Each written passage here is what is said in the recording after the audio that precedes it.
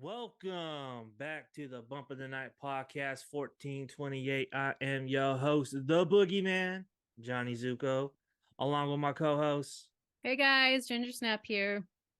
and always lurking in the background, Ms. Moist. Uh, Today we are joined by a friend of our show. Jow is back, ladies and gentlemen. Give it up for Jow. Yeah. Just like herpes, I come back when you least expect it or want it. What a way to start the show. Right? That was a great opening line. You can previously hear Jow on our Scream 2 episode when we did our retrospective episodes leading up to Scream 5 2 years ago. We appreciate him back then, and we appreciate him taking time out of his busy schedule to be on here and chat Scream 6. Because happy to talk Scream anytime. I'm just glad that it's back in the mainstream to talk about, because when you're a nerd like me that's obsessed with it, there's nobody to talk to when there's not a movie being made.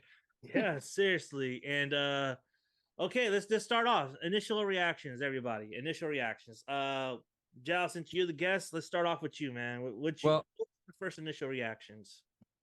I just got out of my 5th screening about an hour ago, so that should tell you right off the bat how much I liked it.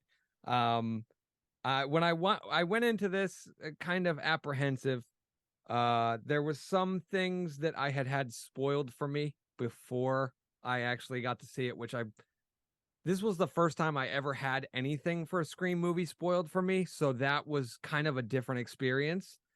So it kind of, I don't want to say it softened the blow, because I don't think I would have had problems with some of the things that happened that were spoiled for me, but I enjoyed it. I was able to go into it what I mean? Like, there were certain things that I knew I didn't want, and when I found out that they weren't in the movie, it kind of made me a little bit happier. So my initial reaction was tainted, but I enjoyed it. So that's the only one that I got. You know what I mean? Ginger Snap, I know you got some opinions on this. I've been like holding back, y'all. Like I've been like really like I've had like a rough 2 weeks, to be honest. So like it's just been like, ooh, so I've been like holding this in. I actually talked to Andrew on Instagram about this. I posted on Instagram, hey, people, don't spoil the ending because it's already like been ruined for some of us. So I unfortunately, someone told me the ending and I didn't ask this person. I've forgiven her since, like we've made up since. So if she listens to this, I don't want her to think I'm like bashing her. But I was very heated. I was very, very pissed off. Give us a name. Give us a name, right? I was very pissed off. I mean, the whole reason I like the Scream franchise is my favorite. Like you all know this, like Scream and Halloween, those are my two favorites. So the whole reason I love Scream is because it is like a murder mystery. It is a who done it. And that's what makes it so exciting, because you want to be surprised, you want to be shocked. At least for me, I know some people, like what Andrew just said, he didn't care if it, like he thought he would still enjoy it. For me, I'm kind of the opposite. Like I want to be surprised. And this is the first Scream ending that did get ruined for me ahead of time. So already going into it, I'm just sitting there like, all right, okay, yeah. And you can totally tell. I'll just say killer for the meantime. Like I already knew the killer was, and it did kind of take me out of it. It did ruin things for me. So that was like just me, my initial, like just going into this. I still tried to like sit and have a good time. And there were elements I liked, there were definitely moments I enjoyed. And then there was other elements that I just really did not enjoy. So we'll get to that later, but I just want to say, like, don't spoil it for someone who doesn't want to know, because that really takes the fun out of these type of movies, in my opinion. So I'll leave it at that for now. That sucks. Yeah. Do you think that you may have figured out who it was without being told? I don't know. Maybe just because I always try to like guess who the killer is in any type of film that I watch. So yeah, probably. Because I had it figured out almost immediately. Like I guessed the most of it. Yeah. Although I enjoyed it. I enjoyed it more than I thought I would, but I thought it was pretty obvious who it was. That's just me. And there's all kinds of rumors out there. Like I was even talking to Andrew about this. I try my best to stay away from spoilers. There is the Woodsboro Horror Film Group on Facebook, but they constantly post BS postings all the time. Like just, oh, Billy Loomis's mom is the killer. She's back. Like just really bad, like rumors or Stu's back. Yeah, everybody, Stu's the killer in this. Oh, So I was hammering that one home like the past 2 weeks. yeah. Yep. It's all Stu. It's Stu. I'm I telling wish you. it were Stu. I wish it was, but yeah. So That was the ending that I didn't want.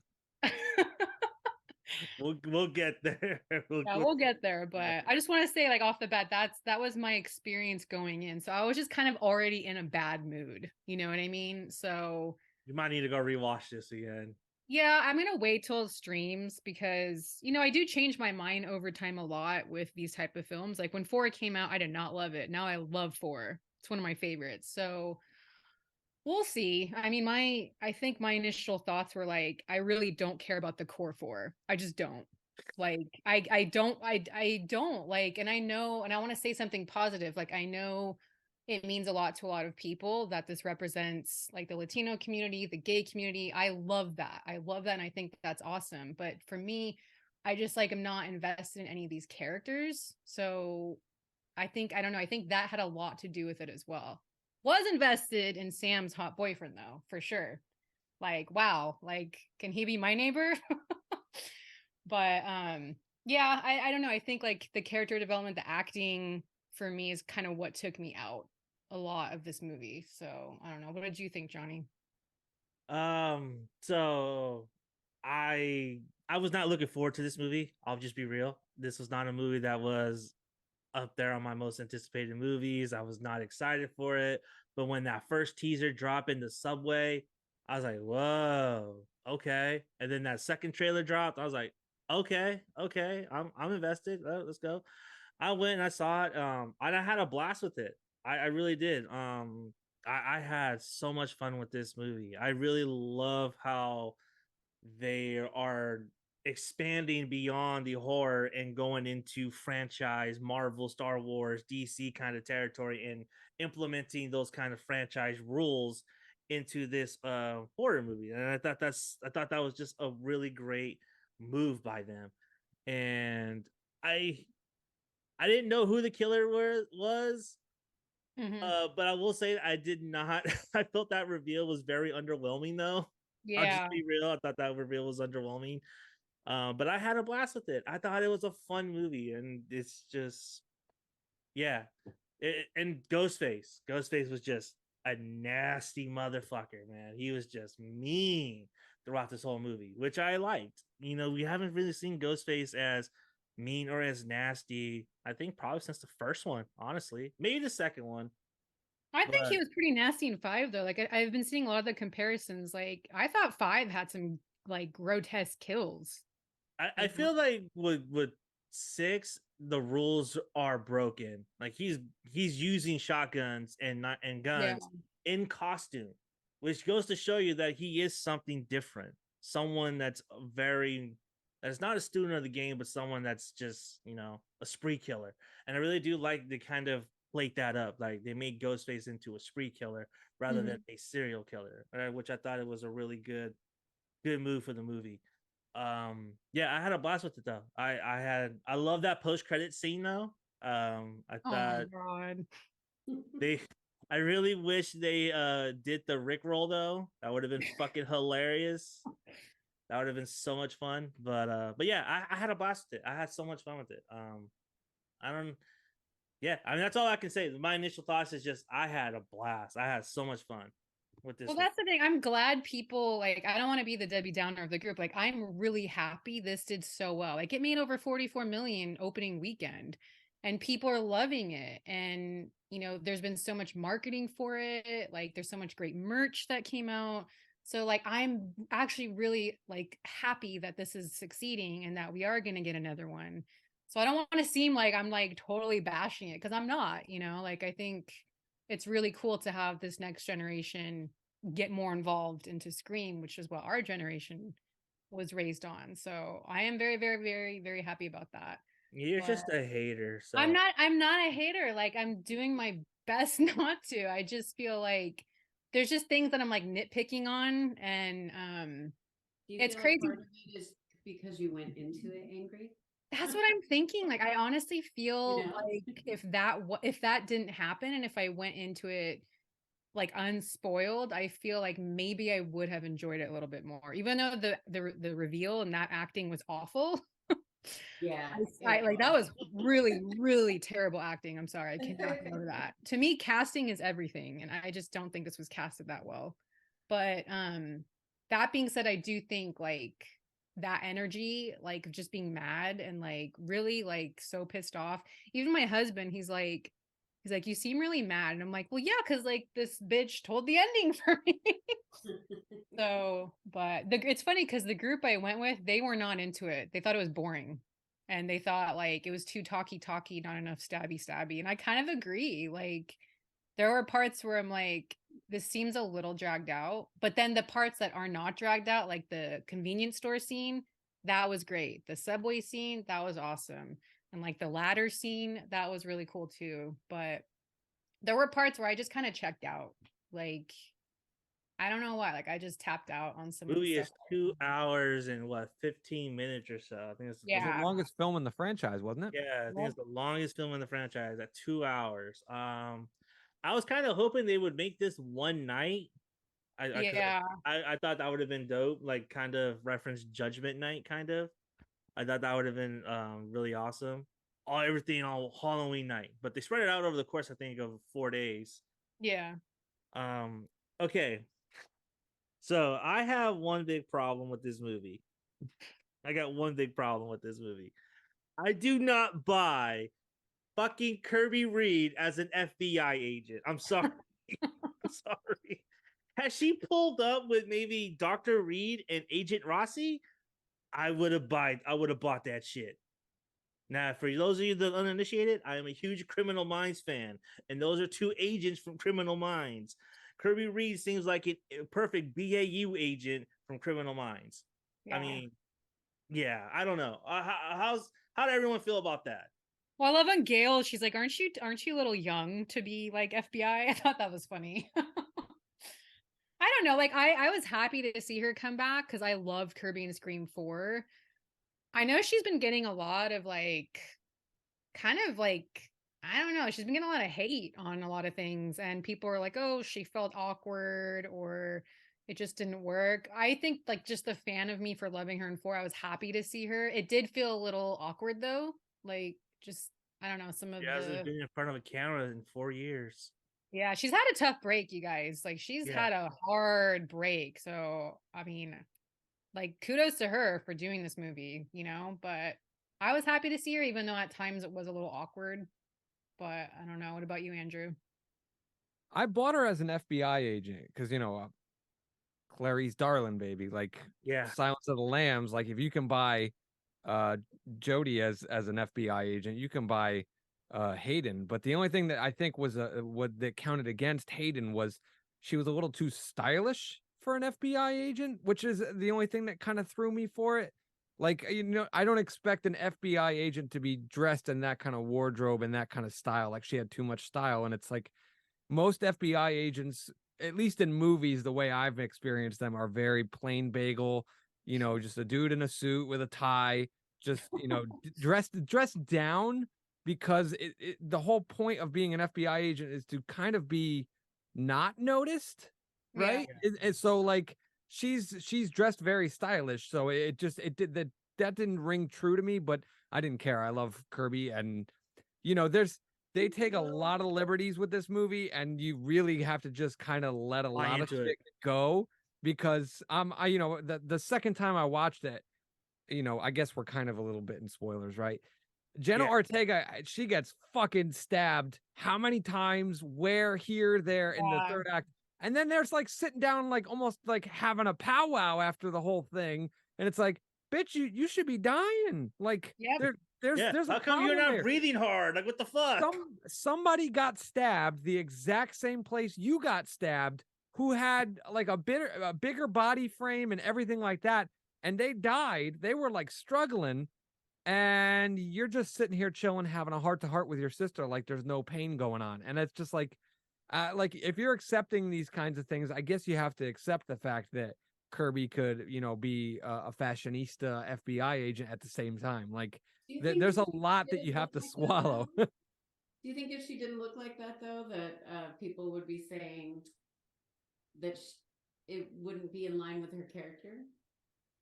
There would probably be a lot of They'd that. be There's, like, "You can't there's, win," you know? yeah, there's a lot of expectation for, because it's a movie. You want to look like movie stars are supposed to be good looking people, so they all want to, and it's the same thing with all the rest of the characters. Like everybody wants to look their best and be that in the movie, and even when they're covered in blood, they're beautifully covered in blood. You know what I mean? Like it's I think the only one that had a kind of a nasty death was what's his face in the opening after he opened up the fridge. Oh yeah. The roommate.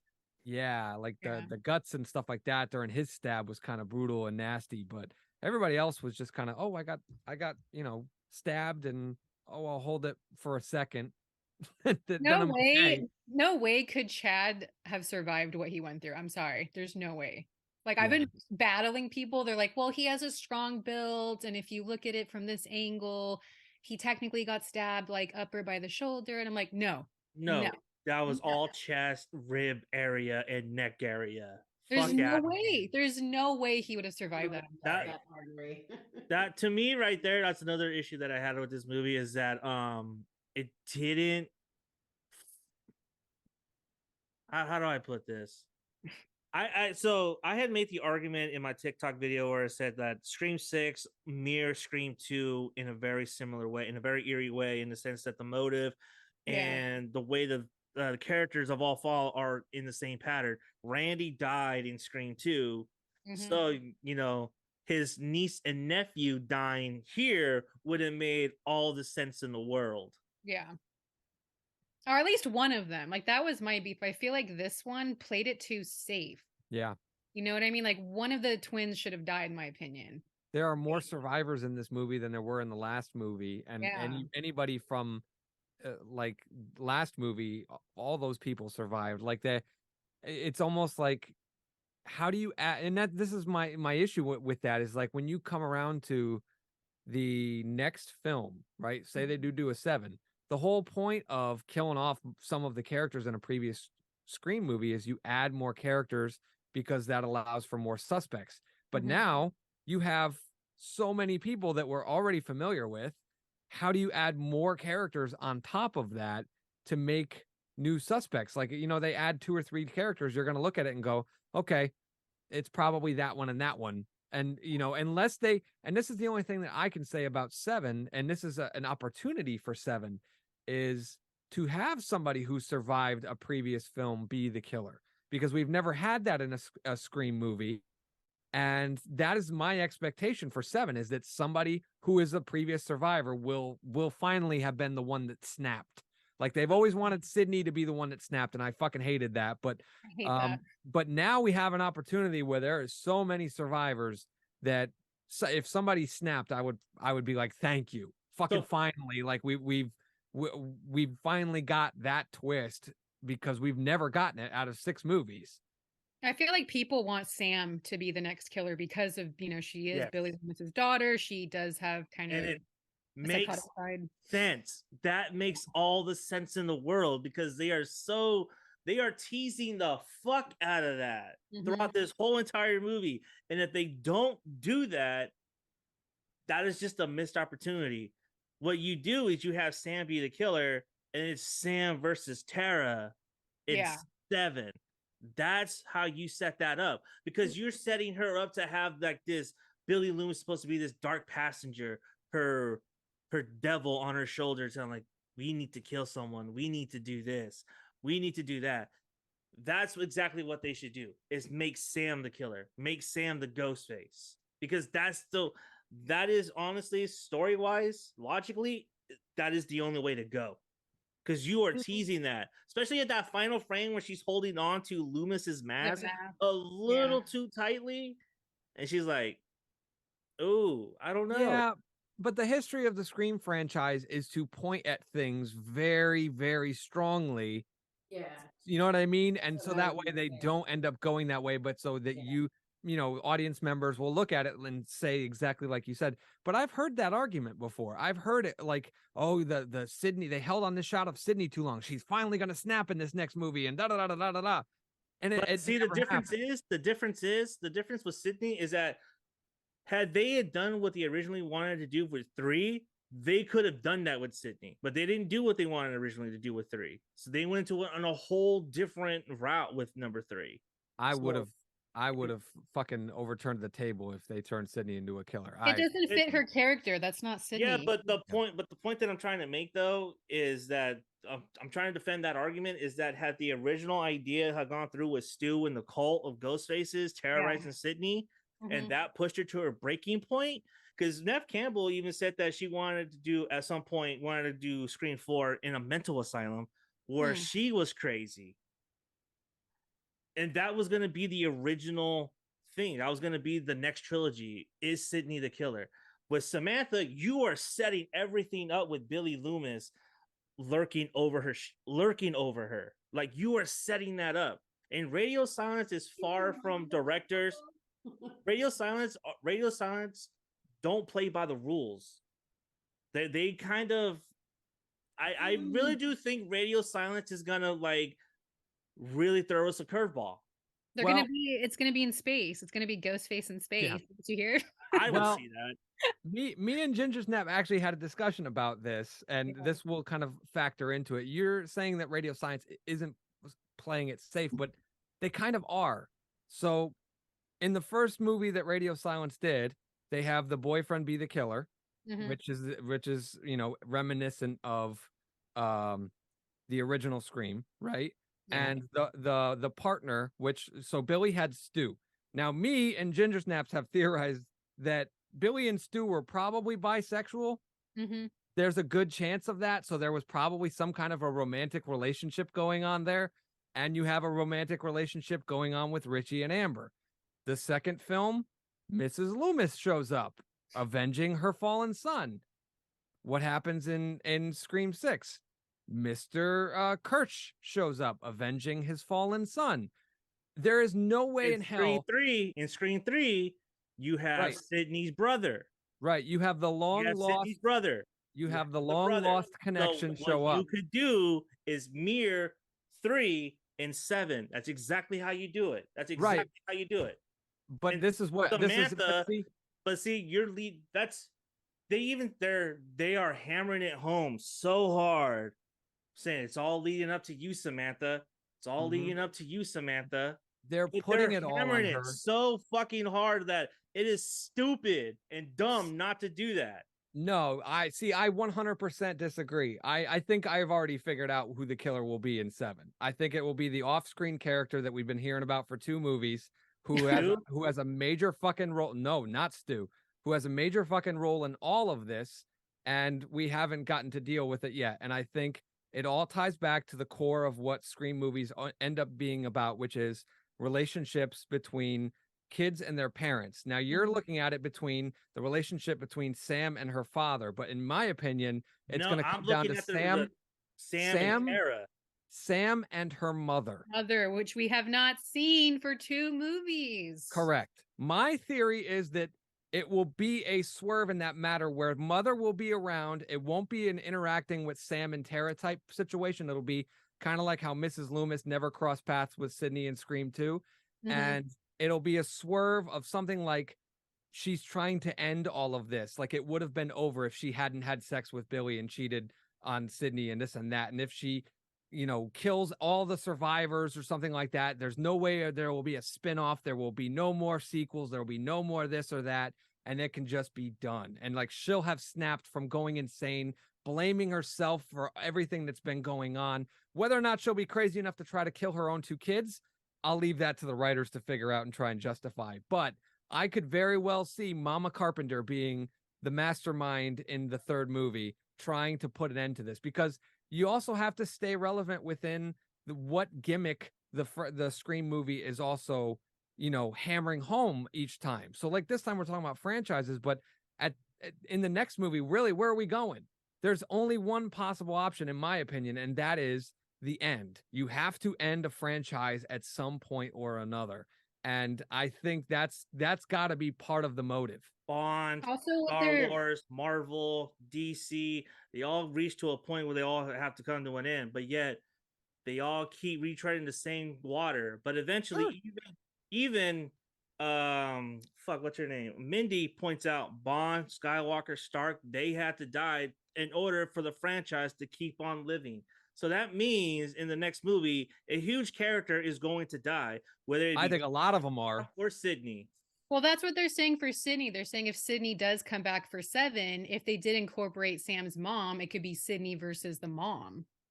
Like that's what some people are speculating. But honestly, back to like the 6th one, I was shocked that Gail didn't die. Like as a major character, I was very shocked they didn't kill her off in this one. You can't though. After the riot that happened with when they off Dewey, you just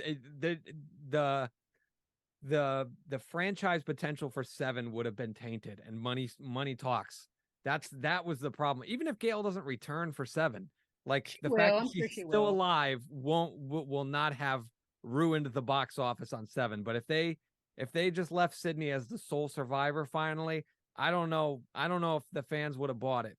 Well, I'd have been okay with it, but because I like when they off the characters. But in the next one, it's going to have to be like, Gail as the opening or Sydney as the opening or something. Yeah. It's going to have to be someone major because, again, like this one just played it too safe. Also, I want to mention really quick, I was not a fan of how they portrayed Gail in this. They made her like a money-hungry bitch again. And I feel like that's kind of shitty, especially after what happened with Dewey. I just wasn't buying that. And I feel like it was just too repetitive of the first, like, 2 movies, and then it's like, oh, she gets punched in the face again. We've seen that like 3 times. So like I didn't like that. I was not a fan of that. On the one hand, it's true to her character, but on the other hand, it's like, well, we finally had an opportunity to show growth for that character. Right. And they reneged on it. And that's kind of the sticking point. And I'm in agreement with you. I feel like there was an opportunity for Gail to get some growth. And to be honest, like I love Gail because it's Gail, but I would have loved her more. I would have been more tense during her phone call scene had she not written the book, had she not gone, reverted back to her prior ways. Like I would have had a little bit more empathy towards her than I already do. And it would have made that scene all the much more compelling. So I'm in agreement. I do think I do understand, and I'll allow it, but I don't particularly care for it. I would not have gone that made that choice that myself, route, because it doesn't do anything for her arc. I will say you can still have Gail be Gail in different ways. For example, she did a funny ass moment in this where she puts Ghostface on hold. Like, so good, that's good. That's Gail. Like that was hilarious. I love that. Yeah, Gail should have died. Gail should have died. She should have died. I think because she reverted back to her old self, and her, finally coming face to face with Ghostface for like the first time. Well, not the first time, but getting the telephone call. Yeah. You know what I mean? That should have been the end of her. That should have been the end of her. It should have been the end of her. Shocked that it wasn't. Yeah. It was yes, this movie does play it safe. I agree with that. This movie does play it safe. 2 of those core 4 members should have died, or at least one of them should have died. But at the same time,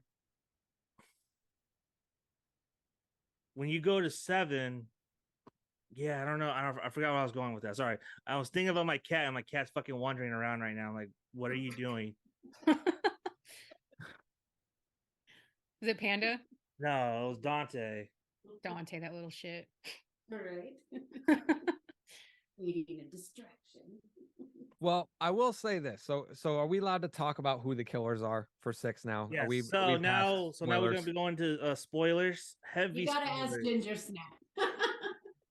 Yeah, Although I mean, I think we're gonna we'll put a disclaimer on, you know, once we post this, like, spoiler alert, like, don't listen unless you've watched the movie. So yeah, it's fine. Okay. Yeah.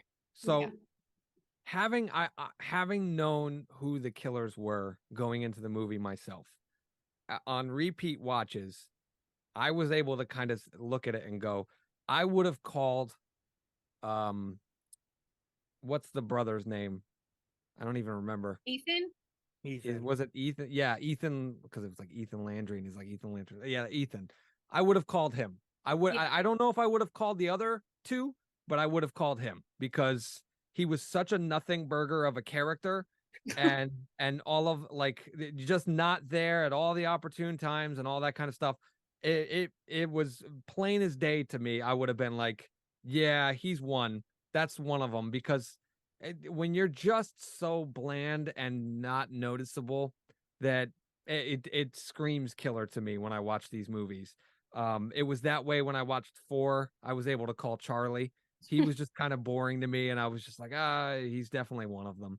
And it's kind of disappointing because the my favorite of the 3 was Quinn. Really? She gave the best performance in the 3rd act out of the 3 of them because the motive in this movie was revenge, correct? Like they're avenging their fallen son, fallen brother. And of the 3 killers, she is the only one who is emotional and angry and vengeful the entire 3rd act attack.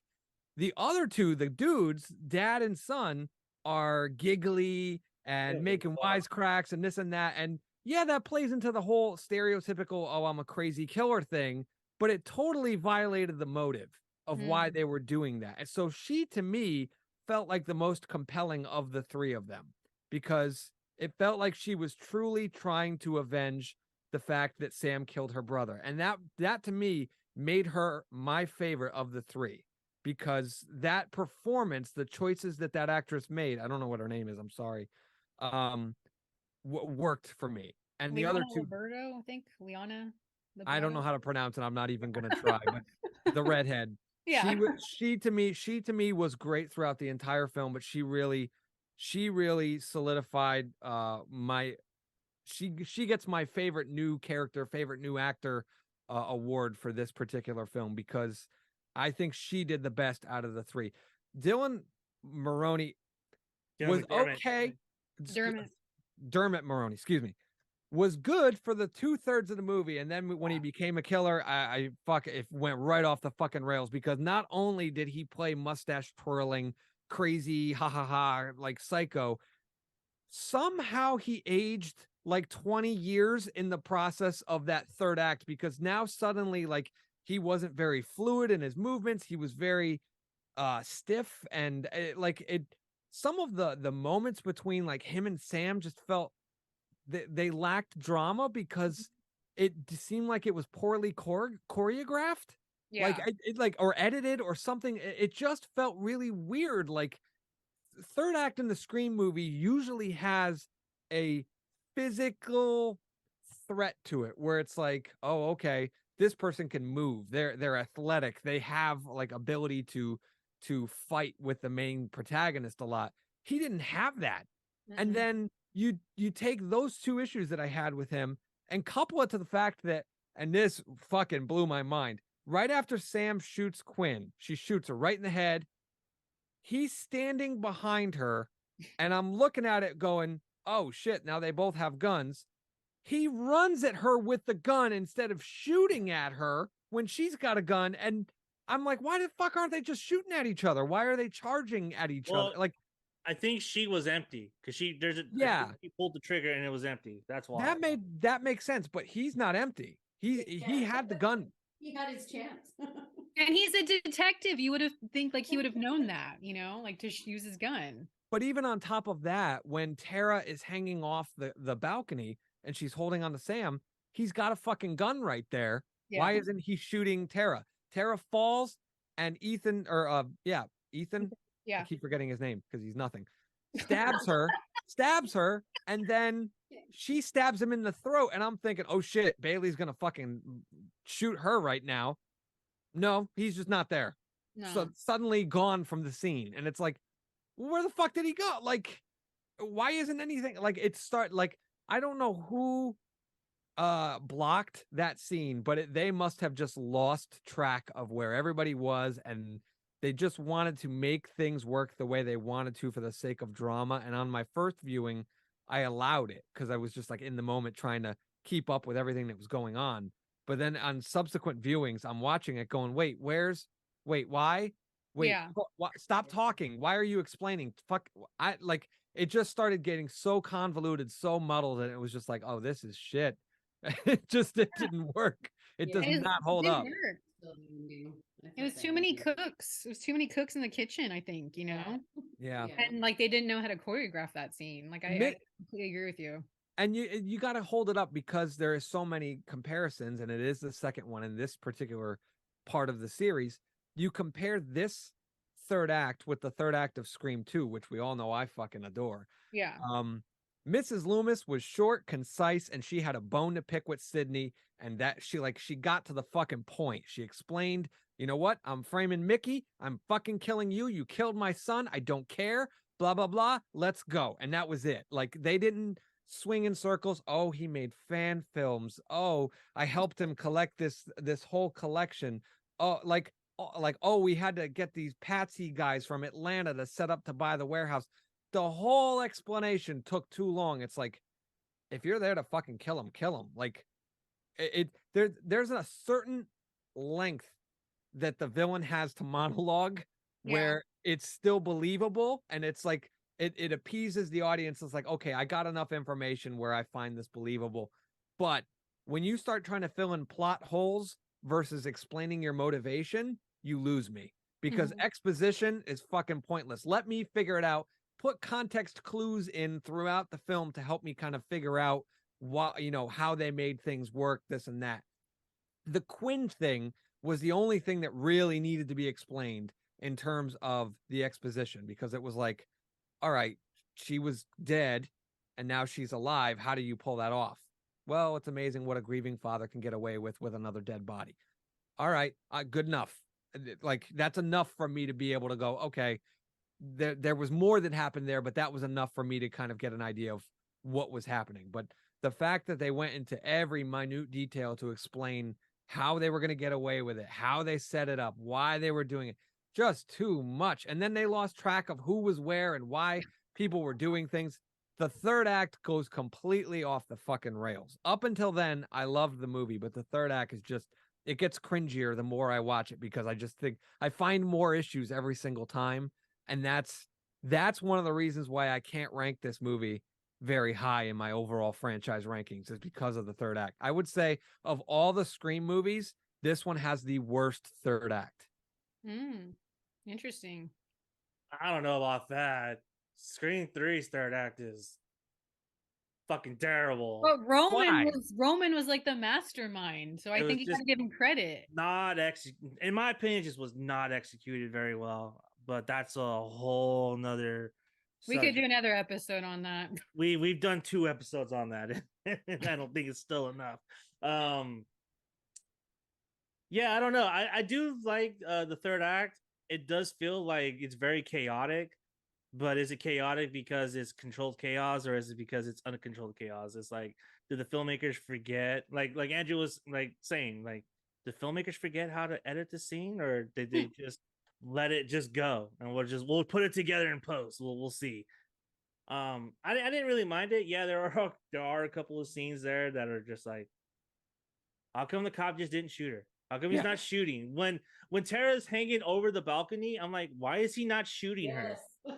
I'm like, why? Like, what the fuck? You're standing right there on the fucking stage looking at him with your gun in your hand. What are you doing? Yeah. Are you a bad shot? Is that why you didn't take the shot? Is that why? Like, I mean, maybe did you fail your gunshot test, dude? Is that what it was? Because maybe he realized that Jenna Ortega is a superhuman, since she had already been stabbed, and she seemed to be doing quite fine at that point. She's gonna have telekinesis powers in the next one. You know what? I'll fucking allow it because then I would retroactively like this one more. That explains it. Right. The Ghostface up until that point came across as pretty brutal and straightforward brutal, and then at the end they were just kind of goofy, and I don't know, that's what partly lost me, is that they became kind of like cutesy, goofy, and it just didn't play out right. It's like Laurel and Hardy. I'm like, what the Yes. is Yeah, no, But I up mean, until that point, Ghostface was so, for me anyway, I was like, I felt like the vibe was way more brutal than in previous. Like, I felt like it was more straightforward, just killer. I don't know. I enjoyed it. yeah, he I don't wasn't know. as I definitely love that he wasn't as klutzy like Ghostface. Yes. But the last one he wasn't klutzy in either. So I think like yeah, he was scary, like running and like like that jump over the couch. Like there were Yes. really good scenes like that. But Yeah. I completely agree with you, Andrew. I feel like everything you said is how I felt. And I've only seen this once. So I completely agree with you, and I just feel like it was just too many cooks, too much was going on, too much explanation happening. And normally I like details. Like I'm a Virgo, give me details all the time. But this, like, it was just it was unnecessary, and I feel like it was just gibberish a lot of the time. And then also like I don't know, it was just to me, I kind of feel like they gave Richie so much credit. Like, how could they pull off that whole shrine and like that whole thing? I just feel like that's like someone would notice the evidence is missing at some Yeah. point. there's a Like, whole lot of plot holes with the whole detective thing because yeah, like I watched some of the spoiler interviews with Radio Silence and people were asking was like, so his real last name is Bailey or is he Kirsch? And they were like, oh no, Richie Kirsch is an alias. That's not his actual name. But then at the end of this, it was like written and directed by Richie Kirsch. And I'm like, why would yeah, he, if he's 15, he's not coming up with an alias then. And then it's like, well, what is their last real name? And Radio Silence was like, I don't know. And it's like, okay, you don't know. So, all right, already Okay. I'm starting to get pissed off. And then they start going into the whole, well, if you're a cop and your son is a serial killer, how do you get transferred to another bureau without that red flagged in your fucking file? Even if like you change your name because you don't want to have to deal with press and crazy people or whatever, you change the job. I'm pretty sure that the other bureau is going to be like, hey, that's the dad of the serial killer. And then all of a mhm. sudden the serial killer like the killings start happening around him. We're not handing you that fucking case, bro. I don't care if you change your name and you're trying to get pat. Like, how does nobody else have that correlation? Like, Yeah, Cops don't exactly. talk to each other. Cops don't talk to each other. apparently, but They you would don't. think I watch a lot of I watch a lot of true crime, and like one of the reasons why serial killers get away with it is because cop departments, other bureaus don't talk to each other. They don't share information. fair point. However, Kirby is a fucking FBI agent who The specializes in FBI is Ghostface. even worse. The Is FBI is but even worse. They it's hold on to their information. But that's not the point. The point is Kirby is a specialist in ghost face killings, which means she would have studied up on the parental figures of the Right. killers, especially after what happened with Scream 2. Like she should know that, okay, we need to keep an eye on some of the parents here because these people can go off I the think rails. she knew. I think she used Sam and Tara as bait. You think Mm, I think she knew. I don't think so. I think she knew because there was just this moment when she locked the gate. It's like, okay, let's go. There's just like this moment on her face. It's like, this is it. I'm gonna catch this fucker now. So she might have known who it was, but she didn't know which one.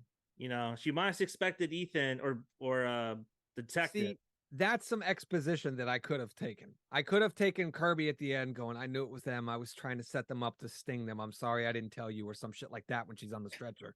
But we didn't get that. So I don't buy it until I get Watch that. there'll be a deleted Yeah, scene on the then DVD. the people, I mean, then they're counting on people reading a lot between the lines and filling in the blanks with, like. That's Yeah, one thing that I always Well, say on this you. show. What's one thing I always say? Audience is stupid. You have to spoon feed. Also, you would have thought Gail would have like uncovered, that something. too. Yeah. Yeah. She Because kind of she, did. She kind of did. If she would have kept digging, she would have eventually found Bailey because she found the shrine linked yeah. to the two to the two roommates who were linked to Richie. She Mm. kept digging, she would have said that. He even says that, God damn, I wish I underestimated Gil. That investigative journalist fucking found this place. It's a good thing I put under an alias. But, you know, had she kept digging, she would have found Detective Bailey. You think so? Yeah, she would have found it because there's a paper trail of him fucking putting down a down payment on that warehouse. Yeah. Because he even says he bought the warehouse for his son to film his movie, and then he was the one that got the shrine. He said he put it in. He put it in the names of the two guys that got killed in the beginning. Yeah, yeah. So, which have a connection to Richie. And how can a detective afford like a theater in New York City? Like, you know how much rent for like an 800 square foot apartment is in New York? It's like 1,000. It's over 1,000 a month for like 800 square feet. So imagine like a theater. Yeah, it might be like broken down, but still, like real estate in New York is freaking insane. So that's another issue I have. It definitely, the whole thing falls apart with that. And when you start pulling threads, the whole thing falls apart. I know. Stop pulling the threads.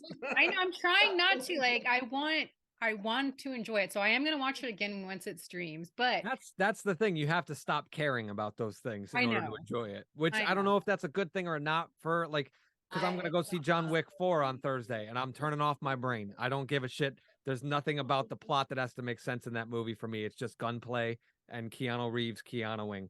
You know I can't what I mean? wait to see it. I'm so excited to see John Wick. But the point is that sometimes when it comes to a movie, you do have to. There is a certain part where you turn off your brain and you just deal. You know, you deal with it and you just have fun with it. But at other times, see, the thing that I always respected about Scream movies was they were respectful of it. Would all hold together on repeat viewings. Now, there's obviously things here and there where you could go, well, that doesn't really make a lot of sense.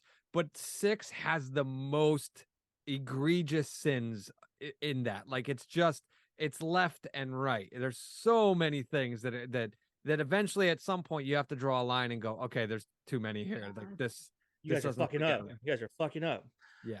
I only seen this once. Now I'm curious to go see it and see if this is really that bad. I had a really third act. Just the third act. The first two thirds I enjoy quite a bit. Yeah, I mean, I remember initially sitting there in the theater thinking, okay, why aren't they doing certain things to make this go by faster? You know what I mean? Like there's guns in the fucking area. There's like 3 guns there. Why is anyone shooting each other? Yeah. Fucking yeah. I don't know. I would have to go back and watch that third act. I watched this movie like 2 weeks ago, and so I'm still trying to remember that third act. I remember thinking, yeah, I have issues with it, but I remember enjoying it a lot because it just felt so chaotic. It felt so. It's well done from a filmmaking standpoint. It felt everywhere. It felt like it was everywhere. Yeah, the acting was all right. The editing was great. The music was better than the last one, in my opinion. Disagree. Really? I'm not a hip hop fan. We all know this. So I no. I'm talking about the score. Oh, okay. Yeah, the score was good, but the soundtrack, they had better songs in the last one than this one. But I will say this. No. They did keep some of the rules throughout the whole franchise. 1, don't trust anyone that wears plaid or blue plaid. Don't wear bright lime green or you're going to die. So they did keep that, which I was excited about. But we haven't really talked about the opening scene. So everyone and their mom was like, oh my God, this is like the best opening scene since the first one, maybe even better. They amped the hell out of that opening scene. And I actually was very disappointed. I didn't think it was that great. I agree with you. I thought, I was like, what the fuck is this? Yeah. What is this? This is bullshit. The fact that they reveal a killer, like that's another sticking point that nobody talks about. There are technically 5 killers in this movie. Yeah. One of them dies off screen. We never get to see them alive, but there are 5 killers in this movie. That now the idea that the killers kill killers in the opening is the most meta fucking Scream thing that you could do. But the hype for the opening scene, like she just said, completely diminished any enjoyment that I had about it. I was shocked when he opened up the mask in the first like 30 seconds. But Yeah.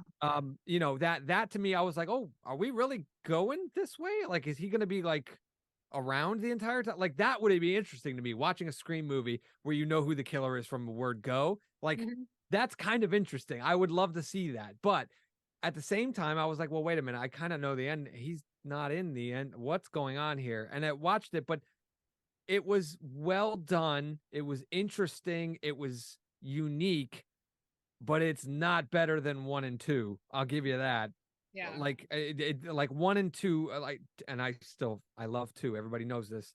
2 to me will always be the best of the franchise openings. As much as I love Drew and how powerful that opening scene is for the first movie, the second one I think is really the one that I the opening totally to agree with Scream you. 2 is the equivalent to the log scene in Final Destination 2.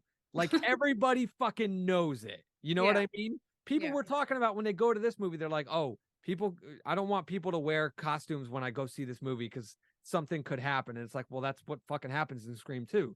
Everybody Yeah. knows that it's like become a phobia for people.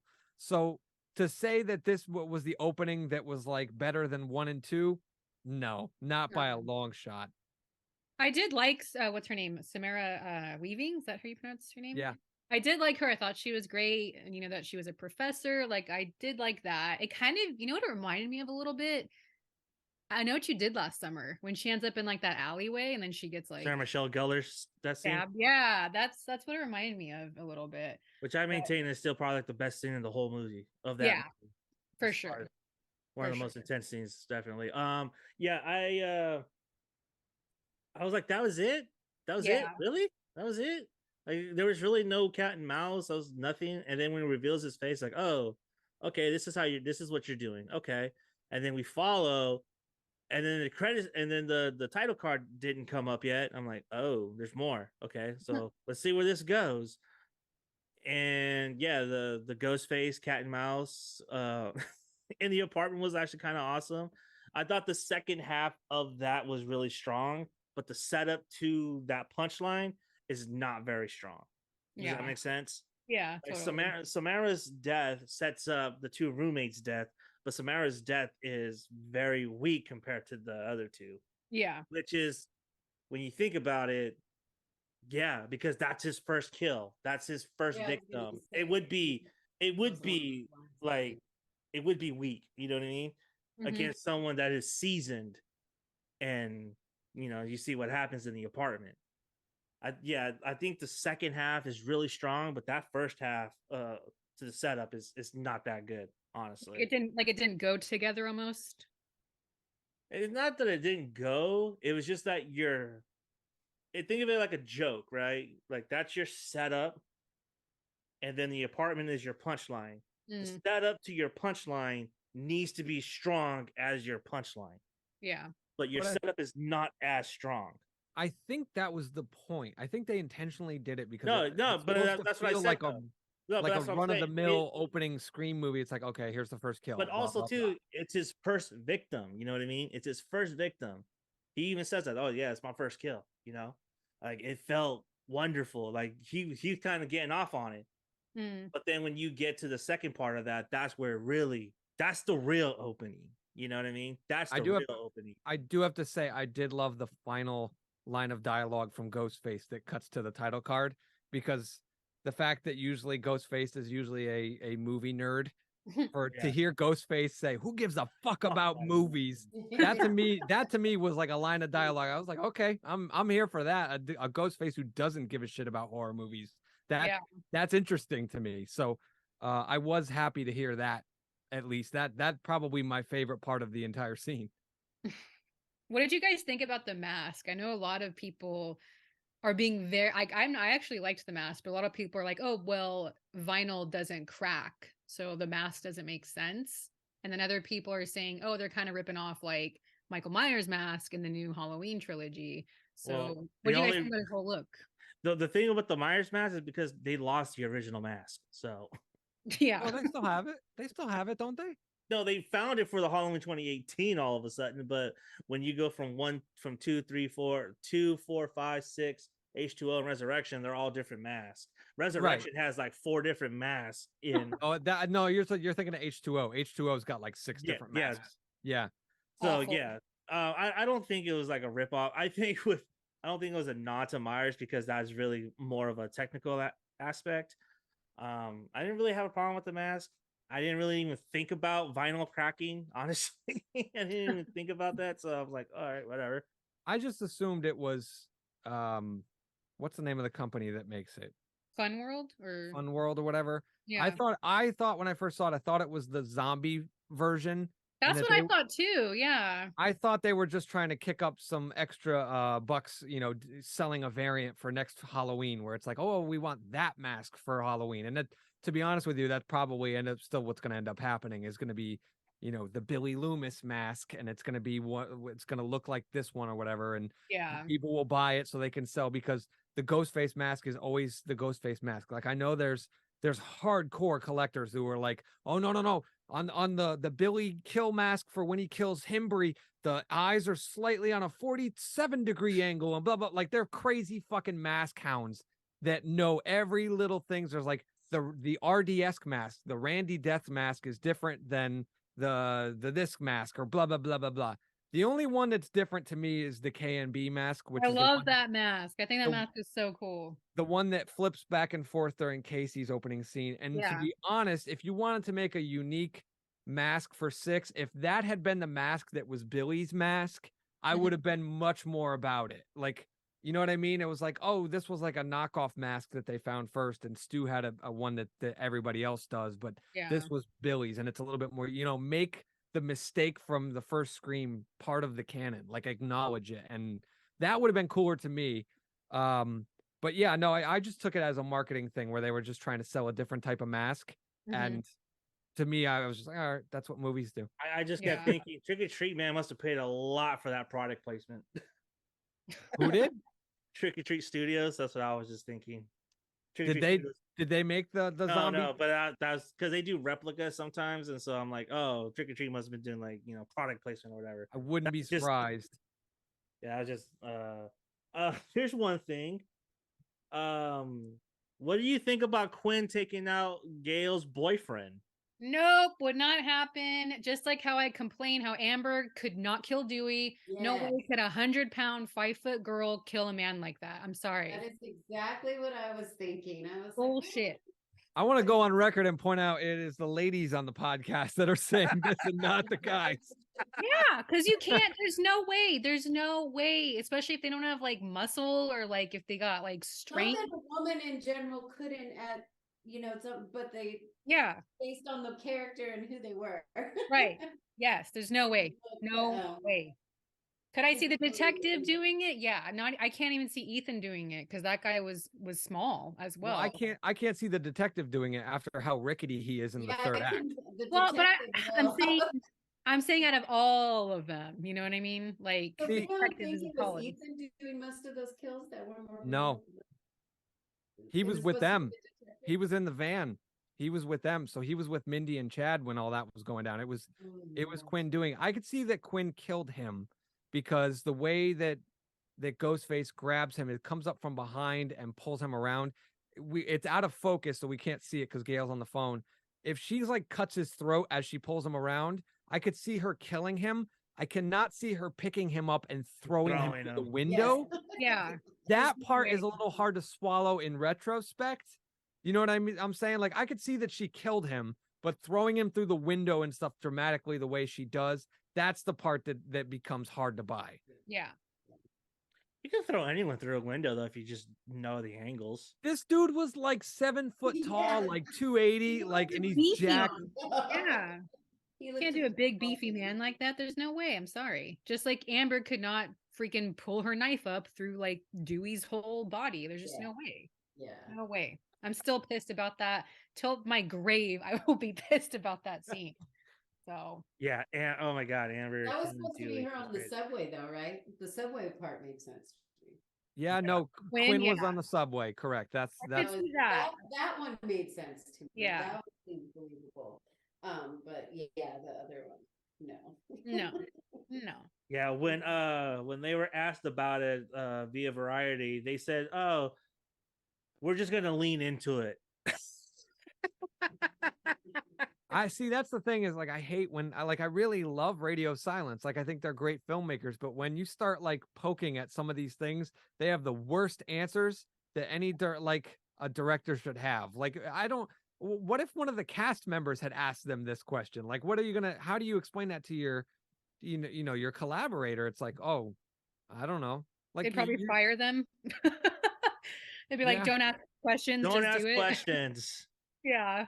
I mean, as a director, I can say when my actors ask me those kinds of questions, it is really annoying because then you end up, giving those answers. But it's like, oh, well, if we do that, then the rest of the movie can't happen. Like, you know what I mean? Like, you really have to really round out your logic sometimes. But there are a lot of things that sometimes when people ask me questions while I'm on set, it's like, no, you're right. We need to find a way around this. How do we workshop this? And that's one of the reasons why, as a director, I like doing rehearsals because when we find those problems out earlier on, it gives me time to Those are the revise a bud. script or come up with ideas and solutions and stuff, as opposed to when you're on the day on set and everybody's standing there looking at you.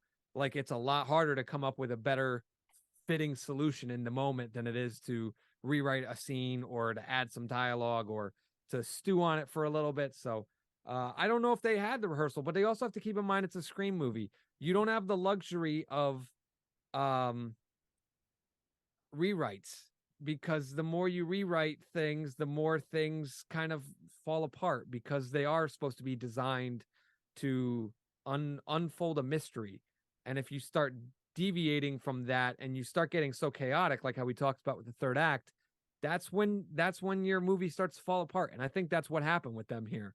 I think a lot of problems piled up and they thought, oh, this is a cool idea. And then they forgot about how it would affect the rest of the story.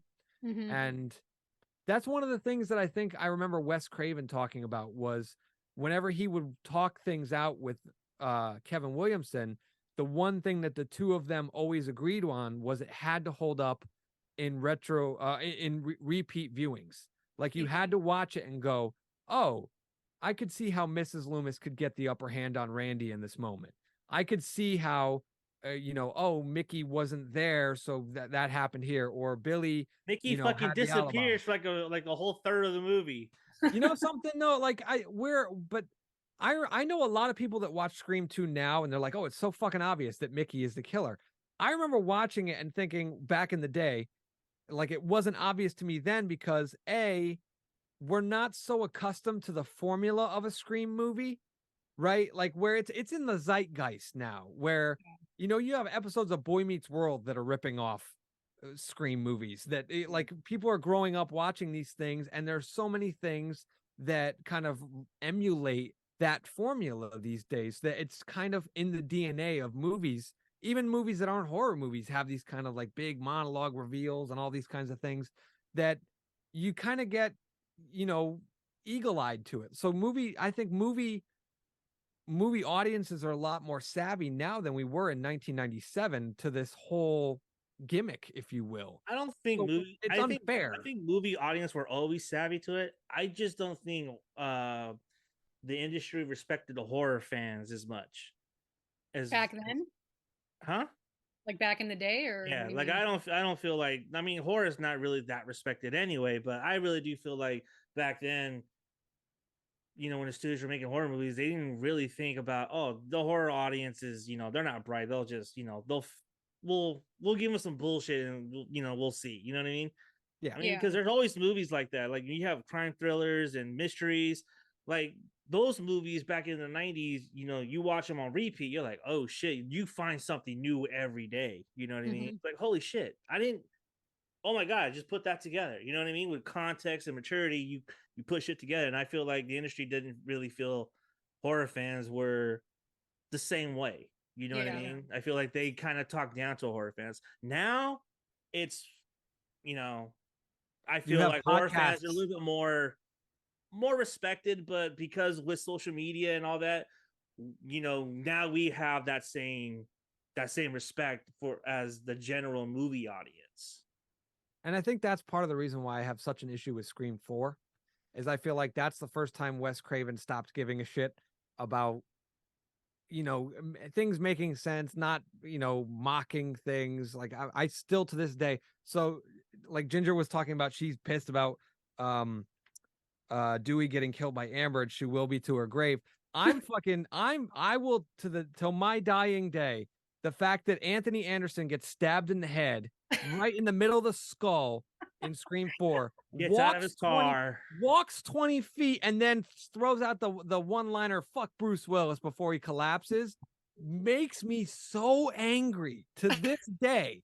It is so disrespectful to everything in Scream that came before for the sake of a terrible, I won't even call it a laugh, because I didn't laugh. I was annoyed at watching that. What the fuck Bruce Willis do to you? Well, because they were talking about, remember him and Adrian, what's his name? Adrian Brody? Not Adrian Adam Brody. Adam Brody. Yeah. Sorry. Remember they were talking about Bruce Willis films, so that's why they did. Like, I agree with you. I think the one-liners were not great in Scream 4. They definitely had issues. I know they were getting rewrites like the day of shooting. Like, you could tell. Like, there were a lot of issues. I feel like almost every Scream movie had multiple rewrites, pretty much. Going back to our previous podcast, that's one of the gorgeous things that I love about Scream 2 is that movie is almost fucking flawless, and it had multiple rewrites. Now, I don't know if we talked about it then, or if you guys have. Are you guys aware? Have you guys read? Because they finally posted on the internet the false endings that were written. Have you guys read those? Yeah, not all of them, but yeah, not all of them. But we did talk about it on our Scream 4 podcast a little bit. It's very fucking clear that all they did was just swap the names of most of the characters, and the all the dialogue mainly remains the same. So that movie, like, I feel like they had the right way about it. And I don't know, Radio Silence is going to have to get better with the whole handling spoilers and rewrites and stuff like that, because after the leak that happened on this one, I really thought when it was ruined for me, I was really thinking, these guys gotta know, they have to know shit like this happens in modern day. Why wouldn't you film an ending with every single character being the killer? That's what they did with The Walking Dead with Negan. Did they? They filmed every single character dying. Because I remember that was so major. Everyone was on their toes, and they made it like it wasn't just one episode. Like you had to wait for the next episode too. That was a cliffhanger, and that was very nerve-wracking. I remember like they filmed one with Michael Cudlitz, another one with Daryl, Stephen Yeun. They filmed like almost all those characters' death scenes, and just in case if one of them did get leaked out, like, oh, okay, we got this. You know what I mean? But Stephen Yeun was always the plan. From what the creators have said, he was always the plan. He was always the one that was going to die. But yeah, like you're right. They should have absolutely done prepared better for that. Yeah. Another thing too that was missing in this for me was the humor.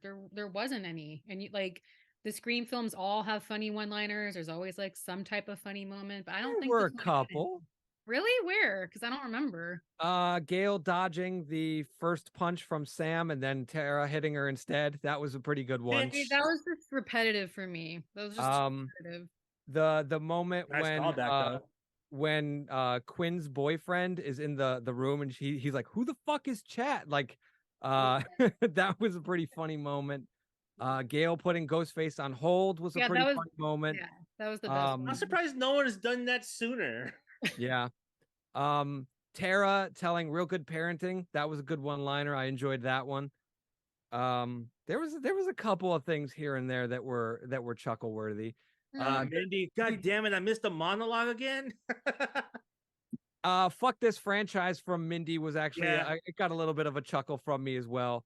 Chad being overly cheesy and optimistic to me is very endearing, and I don't know if I would call it laughing and funny, but I definitely enjoy those in a comical sense, if that makes any kind of sense. Like the fact that he's so wholesome and weirdly cheesy, but then on the drop of a dime, like he is like, overly machismo, like, dude, I'll fuck you up. Let's fucking go. Like, it's a really weird turn on a dime character that he does, but most of the time he's very wholesome and, you know, encouraging and stuff. It's really cheesy and it's kind of refreshing for a Scream movie. It's very Dewey like, and that was the hole that I felt like he kind of fulfilled in this movie. Like, How dare you? No one's ever gonna replace Dewey. He didn't say replace. He said he just fills that void. There's a I difference. had no idea that was Cuba Gooding Jr.'s son. I No didn't idea. either until like a week or two ago. Yeah, I'm like, what? That's crazy. At least one Gooding has a career, so that's good. Well, I mean, I don't know. Like overall, like, should we rate it? Like, I don't even know. I think the real question is, where do you rank it in the franchise? Right. Yeah, yeah. So it'd be 1, 2, 4, 5, 6, 3. Wow. Okay. Andrew? I said this, I think I said this last time on when I did Scream 2. Scream 1 and 2 for me fluctuate. They Yeah. share the 1 and 2 spots. It depends on the day.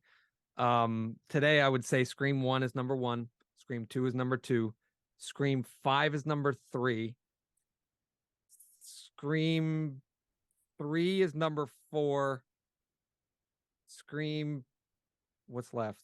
6 is number 5, and Scream 4 is like down at like 6 pegs below that. I think there's like 7 blank spaces between my last one and 4.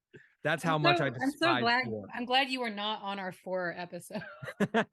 You and I would have just been like butting heads the entire time. Yeah, me and Elisa really do have an appreciation for 4. We really do have an appreciation for 4. There's a lot of things that I have problems with 4 that aren't even Scream problems. It's like filmmaker problems.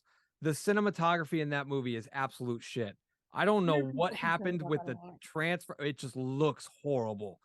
And then you listen to the score for it, and Marco Beltrami's composition is really good, but the instruments that he used or that are used in it sound like the demo versions, like that you would do just very like, you know, on the cheaper instruments to make the score. And they sent it over to the Weinsteins and they were like, all right, that's good. And he's like, well, I still got to do it on the better stuff. And I was like, nah, this will be cheaper. And they just shoved that into the movie instead. Like, that's really more of a Weinstein problem than a Craven problem. Right. And no. And that's true. I blame every problem of Scream 4, Scream 3 on the Weinsteins. And same thing with H2O. But it still counts against the movie as a whole. I don't necessarily hold that against Craven or Williamson, but that's it as a movie as a whole. There's a lot of issues that I have with that movie. The cinematography probably at the top of the list, though. Not to get on a tangent, I won't get. No, that's fine. That's what we're here for, man. That's what we're here for. We love tangents on this show. I go on them every other show, man. So it's all good. I'm just saying, just to get my 2 cents out. I feel like the first 2/3 of Scream 4 are boring as shit. The third act in 4 is very engaging. It's interesting. The motive was ahead of its time. Let's be honest. Like, it really was. And fucking Kirby's phone call is fucking amazing. Like, that's one of the best scenes in the whole movie. Kirby as a character is like the only reason why I acknowledge the movie's existence. But I feel like Sydney is just almost non-existent as a character. She's just a cardboard cutout in that movie. And Gail, I don't mean to sound like very assholey on this, but I don't know what was going on with Courtney Cox in that movie, but she just looks terrible. Personally, they were going through a divorce, right? They were going through a divorce at that time. Yeah. Okay. And or at least like right up until that. It was very tumultuous, and Craven has even stated like, it was very awkward having both of them on set. So it really fed into their relationship because they're a married couple on screen and they're filing for divorce behind the scenes, and it was just like, which is why they broke them up in subsequent sequels. And I'll give 5 a little credit for that scene when Dewey and Gail interact. You could tell that was real emotion. Like I cried during that scene, and I didn't even love Scream 5, but I thought that was just like, it's powerful.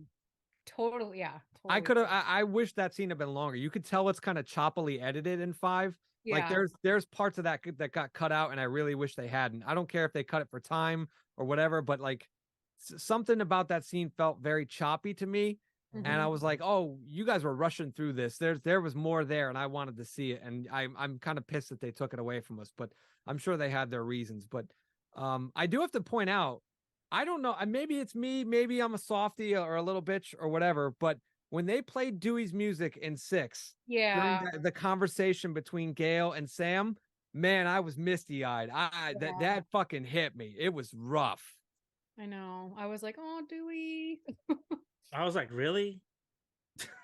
And to me, it was very emotional. And I didn't get overly emotional when he died in 5. Like, it sucked. Don't get me wrong in 5, How but could you not get overly emotional at that scene? Do you have a heart? What is wrong with you? Aren't I you got a cancer? emotional. I get emotional only in the moment when he looks at the phone and he sees Gail's face on his phone and he smiles as he's dying. That part hits me. The rest of it, I was just I was like, so oh, mad because I was like, well. Gail, you just killed Dewey, you fucking bitch. But you know what?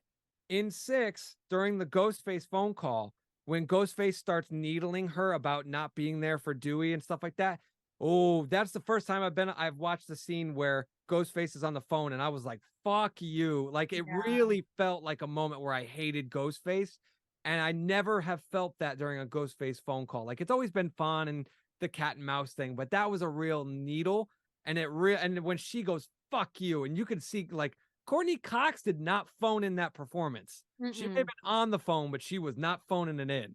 And that to me was one of the best fucking scenes in the whole thing of 6 was Gail on the phone and Gail's showdown with Ghostface. That to me made that movie so much better. That sequence in the apartment was fucking sick, man. Yeah, it was good. And I do agree. That's probably like the second best sequence in the movie, next to the subway scene. I'm glad I didn't know whether she lived or died because I was legitimately on the edge. And like when he gets her with the glass and everything like that, that was I'm like, no.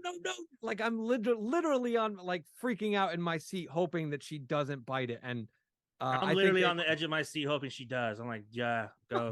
God, you're so awful. Flat line, fucking flat line, bitch, God. flat line. Yeah, I thought she was gonna bite it for sure. Because I had watched Quantumania and I thought Ant-Man was gonna bite it, and I didn't get that. And so I was like, okay, I need a major character to die now. Like, come on, give me that. I need that. And nope, didn't happen. She got a weak pulse. Let's get her on the gurney. God damn it. But I did like what she said though. She's like, don't tell Sydney he got me.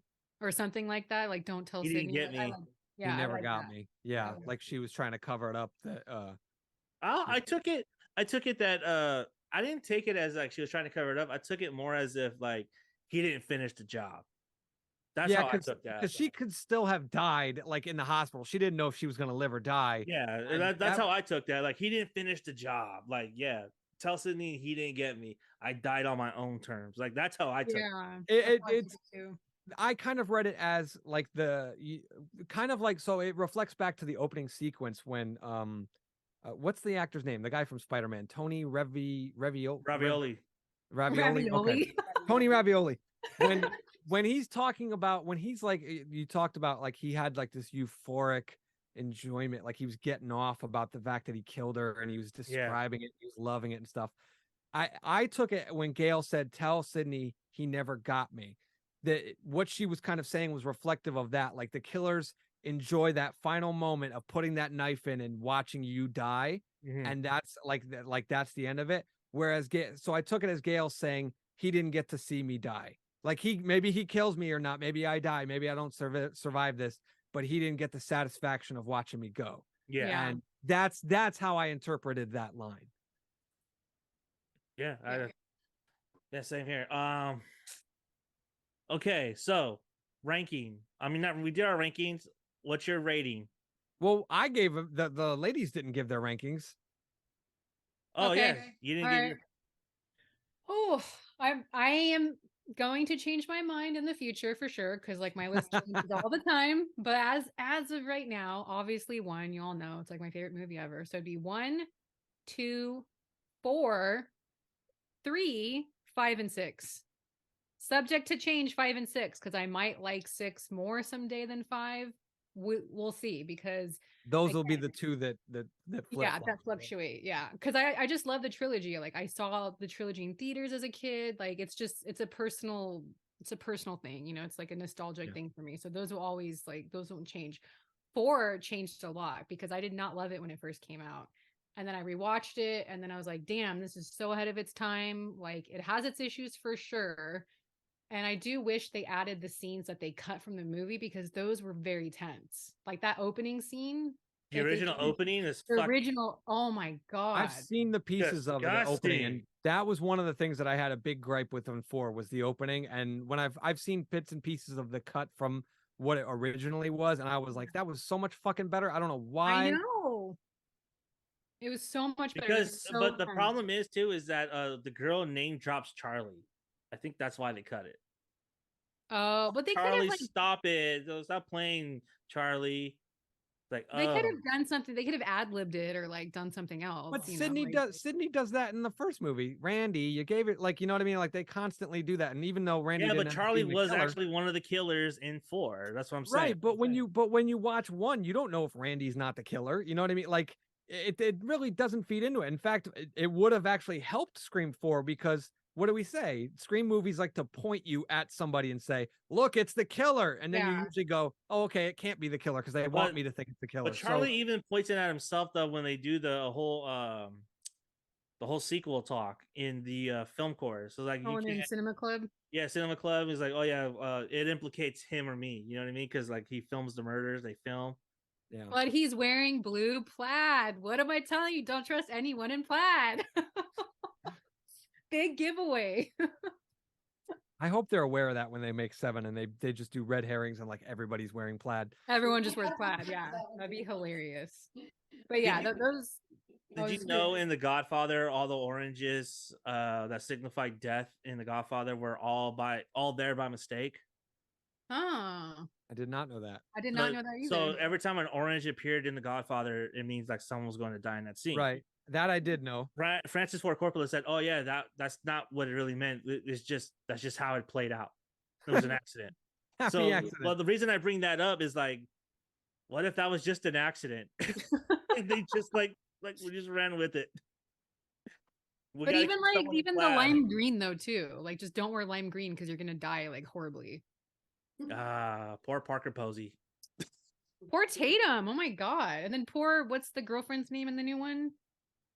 Mindy's girlfriend? Annika. Annika, she was wearing lime green. She bites Samara. Is Samara wearing lime green in the opening? Yep. Yeah. I can't tell. Sometimes I think it's yellow. I can't tell. It's like a chartreuse a little bit. That's a word I've never heard, but okay. Chartreuse, it's like a lime green yellow. Lime green. Yeah. Okay. With a little bit of olive tones. Yeah. And see, I'm completely oblivious to this because I'm watching this and I'm trying to figure out if she's wearing a Halloween costume or if that's just supposed to be a nice dress.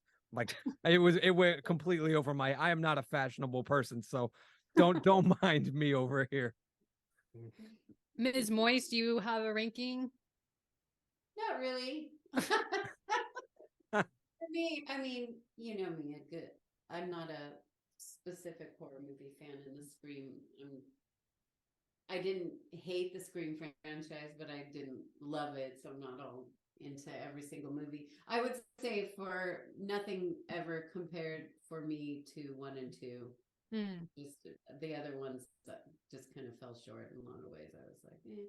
But this one I was pleasantly surprised, just for the reason is that like I said earlier, that Ghostface just seemed so much more brutal to me and not so, like clumsy, cutesy, like that to me was more, I was more tense during the scenes with him than in previous. So yeah, but I don't really have a full-on ranking, sorry. A rundown for you. I think we all can agree about 1 and 2. Nothing will ever top those. Yeah. I don't know. It's just 2 is a rare exception, especially in horror movies. Like in horror movie franchises, I can't really think of any 2s that come up close to Friday the 13th Part 2, Halloween 2, just chef's kiss. Which one's got chef kiss? The beginning of Scream 2. Yeah. Yeah. Just I don't know. See, the Friday the really 13th taxing franchise never yourself into did much it. for me. What was I'm it? a so when I was growing up, I was a huge Freddy fan. I fucking love Freddy, and I didn't really like Friday the 13th.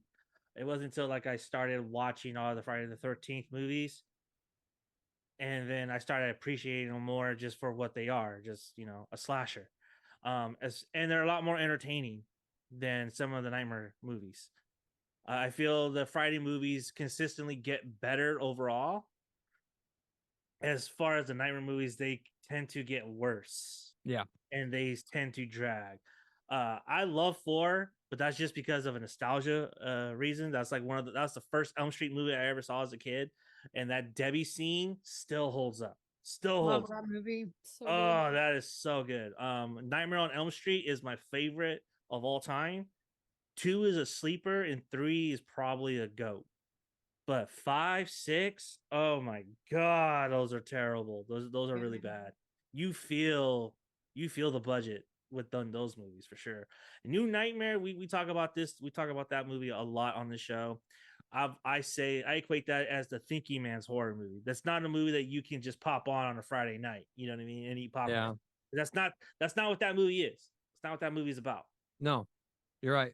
That's not what that movie's about. It's not an entertaining movie. It's a movie that you sit and it has a lot of inside baseball. And if you're a filmmaker, if you're a student of the Yeah. game, that is a movie that you would appreciate. Also opened up the door for Scream. Yeah. And I actually want to pose this question to you guys. Because I posed this to my friend Romero. Had Wes Craven not have done New Nightmare, would the Scream series be what it is today?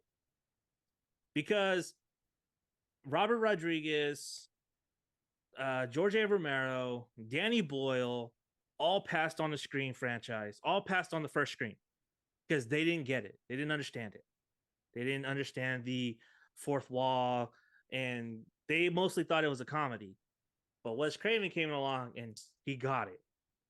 But I feel like he got it because he had just did New Nightmare 2 years prior, and he understood the assignment. So do you think Scream would have looked the exact same had it not be for Wes Craven? I mean, go ahead.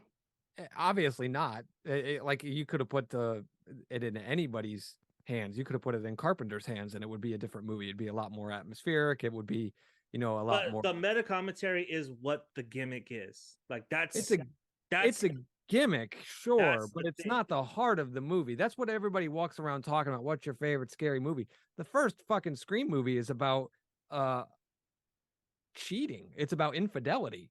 Mhm. Right? I mean, that's the core of the movie. It's like Sydney's mother cheating and doing all this, and the implication of what it has and how that affects people that are outside of themselves. And that's ends up being what the core movie is about. The whole scary movie thing is just that's the set dressing, baby. That's just what it looks like. That's what everybody remembers. But deep down, what the reason why it stands amongst the classics of all horror franchises is because it's a powerful drama at its heart.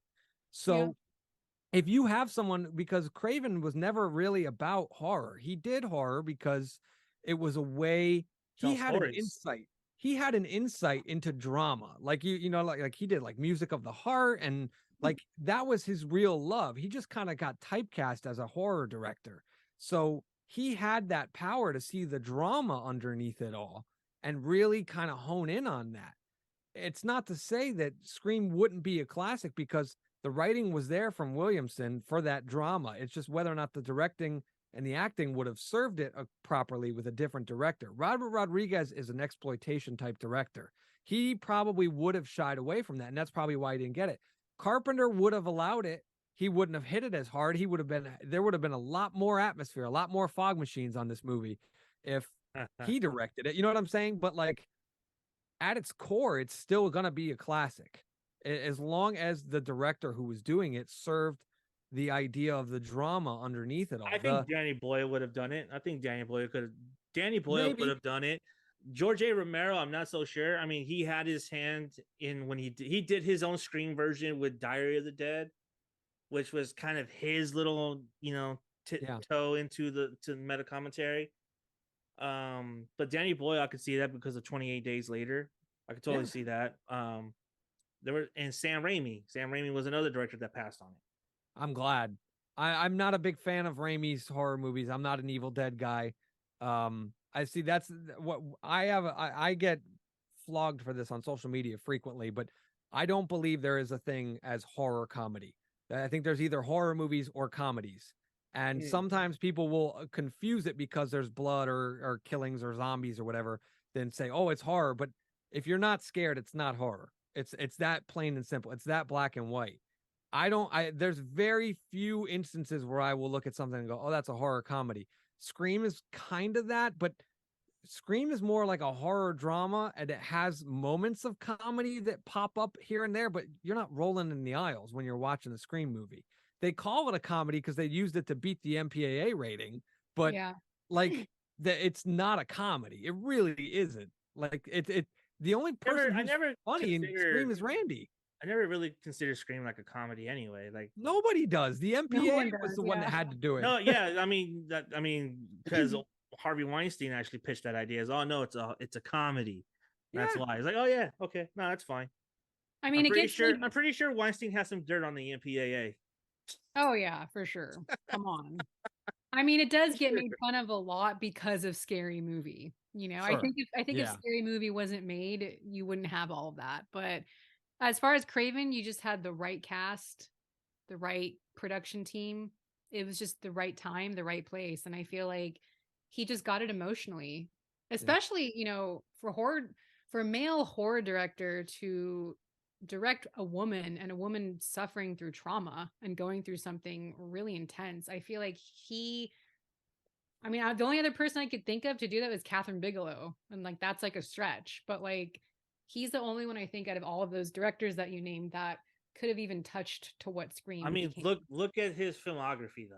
Yeah, I know. You know, and we did that. We did the whole Wes Craven thing too, and that was always one of those things. Like, he was able to tell a very exploitive story in a horrific manner. Last House, Hills on Red, Hills on the House. God damn it, Hills Have Eyes. Yeah, Hills Have Eyes. Thank you.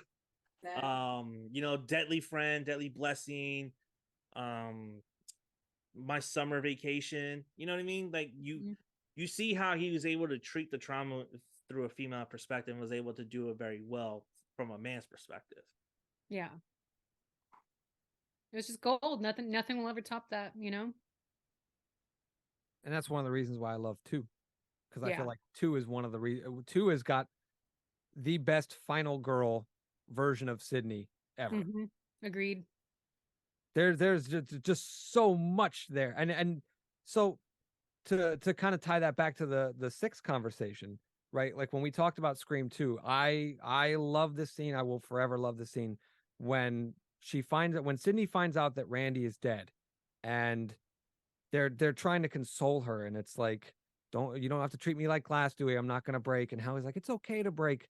It's not gonna happen. Like, that moment to me will always be peak Sydney, because that to me was like such a strong moment that you don't get in horror movies. You needed a dramatic director to see that moment and do it, because I think he even talked in the commentary that they realized on the day when they were filming like that scene that they didn't realize they had nobody reacting to the fact that Randy had just died. And so they kind of they framed that scene around it. And then you look at Scream 6. Now, I know Ginger Snap is going to disagree with this immediately because she didn't care for the acting and the characters. But there is a scene in Scream 6 when Sam says, I should just go and offer myself up to this guy if it means it saves you guys. Like, let me end this. Let me give myself to the wolf, and maybe this will all go away. Like, to me, that is a moment for a female character to just like, that's something we don't see in any other horror movie, where a character is like thinking, I can save everybody. I can be heroic. I can sacrifice myself for the better of everybody else. I'm going to do it. That to me is heroic. That's fucking Riley in Midnight Mass. Like, when characters are willing to do that for other characters, man, I love them so much more. It's, you know what I mean? Like, maybe it's like a Jesus thing Like, like that's right, that's the kind of the gimmick, the Jesus metaphor that ties in so many movies that people talk about. But when characters are willing to do that for other characters, my empathy for them grows so much. And when Sam was on the verge of tears saying, I'm just going to throw myself to the wolves and let him have me, you guys, so you guys can live your lives. And then the rest of the group kind of stands up and goes, no, we're doing this together. That, to me, that's a dramatic scene that I think Wes Craven would have been like, yeah, Proud of. yeah. Yeah, I agree with you. Even though her acting, I knew it. I didn't know Kim Kardashian was in Scream, y'all. But I agree with you. I think that was like a good power girl. Like, I'm going to sacrifice myself. Like, I agree with you. I just think it's an inverse of Sydney, Yeah. right? They could have retreaded the Sydney where it's just like, I'm so tough, I'm not going to break and blah, blah, blah. But instead they went the other route where it's like, no, if I break, this ends. I can save you. So like, it still works. It doesn't make her weak. It makes her a strong character, but it's not a retread of Sydney. And I loved that. I thought that was fantastic. So that's one of the reasons why I give this movie so much leeway, is because, like, that's the thing. If you do moments like that in a movie for me, I will forgive a lot of other shit. That's the real thing. If you really make me care about the characters and root for them, then yeah, I will buy a lot of shit that you just kind of shovel in there because it's fun or cool or you're not thinking right or whatever like that. So I can understand for you that if you didn't buy that from the characters, then you wouldn't like the movie. You would have so many more issues that you wouldn't forgive. You know what I'm saying? So I can understand your position overall, but for me, that hits hard. That to me was really like a key moment in this movie that really put it above 4, 3, and even to some extent 5. You know what I mean? Like, where's there a moment in 5 that really kind of pulls on your heart in an optimistic way? The only thing I can think of is at the end when she asks Sydney if she's going to be okay, and Sydney says eventually. Like, that's another moment that I was just like, fuck yeah, Sid. Like, you know what I mean? Like, giving her that encouragement, like, just stay strong, you'll be okay. That to me was the only moment in 5 that rivaled this scene that I'm talking about in 6. Yeah. And they don't have that in 4. I just want to point that out. Telling you, I'm so glad you were not on that episode. I'm turning this episode into part 2. 4 was just fun. Like, it was so ridiculous, and that she wanted to be a victim and be famous. Like, I'm sorry, that is hilarious. And that is like our generation just wanting to be famous on TikTok or just to be famous. Like, it was so great. I love the third act in 4. I think it's great. Her hurting herself, like the fact that does she shoot Sid at one point? Yes. Yeah, she shoots Sid in the house. Like, all the everything from Kirby's phone call forward in 4, to me, perfect. Great. The first 2/3 of that movie are boring as shit. Nothing is going on. I don't care about anybody who's getting killed. I'm watching that opening sequence, which we all know they butchered, but even before that, the meta thing of the movie within the movie within the movie within the movie, it got so far along that I was just like, I'm fucking ready. Can we start the severity here? Like, I got the joke. I got the gimmick. Let's go. I appreciated that. I really appreciated that. I thought that was different. I thought that was a very different opening compared to, like, especially for Scream 6, how everyone's saying, oh, it's such a different film. It's such a different opening. I thought 4 did it differently. It did it differently. 4 did it differently, but the thing about 4 is it actually did lean into being a comedy versus a horror film to me. Even the third act when Jill is going off the hinges, that's more. She plays it straight. Credit to Emma Roberts for the performance, but her fucking Tyler Durden moment. It's fucking hilarious watching this girl beat the shit out of herself. Like, you know what I mean? Like, it really is. It's so ridiculous, and you don't get that in a third act of a Scream movie where it's kind of unintentionally funny. And usually it's severe, it's serious, it's grounded, and it was such a departure from all the other movies for me. Like, I acknowledge that there are comedic beats. Like, Stu is fucking hilarious during the third act of Scream. But he's still threatening to me in that scene. Like, Stu is unhinged, funny in a way that feels threatening. Whereas Jill, yes, but not as much. So the comedy overpowering the horror and the drama in 4 is really what kills it for me. I could see that. And then going back to what you were saying, how you didn't really care about anyone in the first half. That's kind of how I feel with these new characters. And I don't know what it is. I don't know if I'm getting older. The only one I really cared about was Tara. You know, because she was the best I didn't even actress. care about Tara. I was like, yo, fuck this bitch. Well, no, because Tara, she's been through a lot and she just wants to go to college and party and have fun. Like, I Fucking get it. ungrateful to Samantha. Like she Well, saved your Sam's being ass. a little overbearing. There's, is a little much. Yeah. She should fucking be on the ground kissing Samantha's ass, bro. Like, thank you for saving me. Oh my god, yes, I'll listen to you. Yeah, if you had listened to Samantha, you would be in the same situation. I'm just saying. But see that there's a lot of weird And inconsistencies also too, here. hold on, but they also kind of made her like Tara. It's interesting too because at the beginning of the movie, you kind of don't like Tara because Yeah. she kind of comes off as a bitch. You're being a brat. Yeah. You know what I mean? And I'm like, oh, that's interesting. Okay. And then when she gets stabbed, I'm like, oh yes, because I had called that she was gonna die in this movie. I was like, yes, one of my predictions is coming true. Yes, yes, but she survived. But whatever. But And I was see, like, but then thing, she's like, they embrace each other, and it's like, yeah, I'm sorry, you were right. because there is that moment where the news report rolls and they're like, oh, Sam is the prime suspect, and you watch Samantha go and she just sits down at the table and she's like broken. She's like, you know what I mean? Like, what do you do when everybody hates you and everybody thinks these things that are about you that are untrue and stuff? And she goes and she consoles her. And like in that moment, she becomes a fully fleshed out character. Tara does, where it's like sisters fight, brothers fight. Yeah. Like it's just a familial thing that happens. And I think that they were smart to build that as the foundation where it's like, okay, now she's not the pincushion for the killers. Now she's not the bitch. Now she's starting to come around and show different sides of her character and the relationship with her sister. And which is why in 7 it should be Samantha versus Tara. Siblings fight. Tara has the better life. Samantha's jealous. Boom. There you go. Chad is the new Dewey. Tara is the new Gail. Sam is the new Sydney, and Mindy is the new Randy. That's the archetypes that they're each trying to fulfill with this. So it would be like saying that you have to have Gail. You have to have, huh? Tara would be Sydney.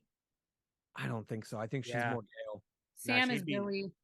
Sam is Billy. Yeah. I'm sorry, guys. That horrible CGI again. I will never let that go. Like, no, it was not necessary. Not Ghost Billy, you're talking about?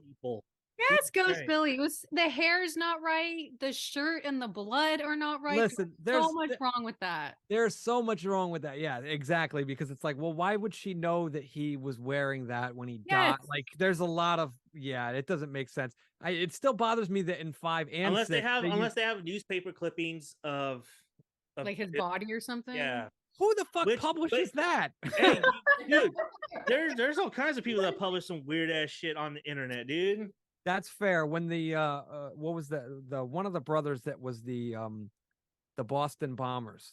You remember when there was the race or whatever? One of them got run over by a car, and I remember that the pictures leaked of like his face and stuff after it happened and stuff. So I guess that could be explainable. That once she find out who her dad is, I'm sure she obsessed over finding out as much about him, and she would come across stuff. So I guess I could buy that. See, that's one of those things where I would allow that. Like I didn't really have a problem with that. I had a problem with it when fucking Skeet Ulrich's promo image from the cover of the fucking movie, the DVD case, is like used as like his picture. It's like, what?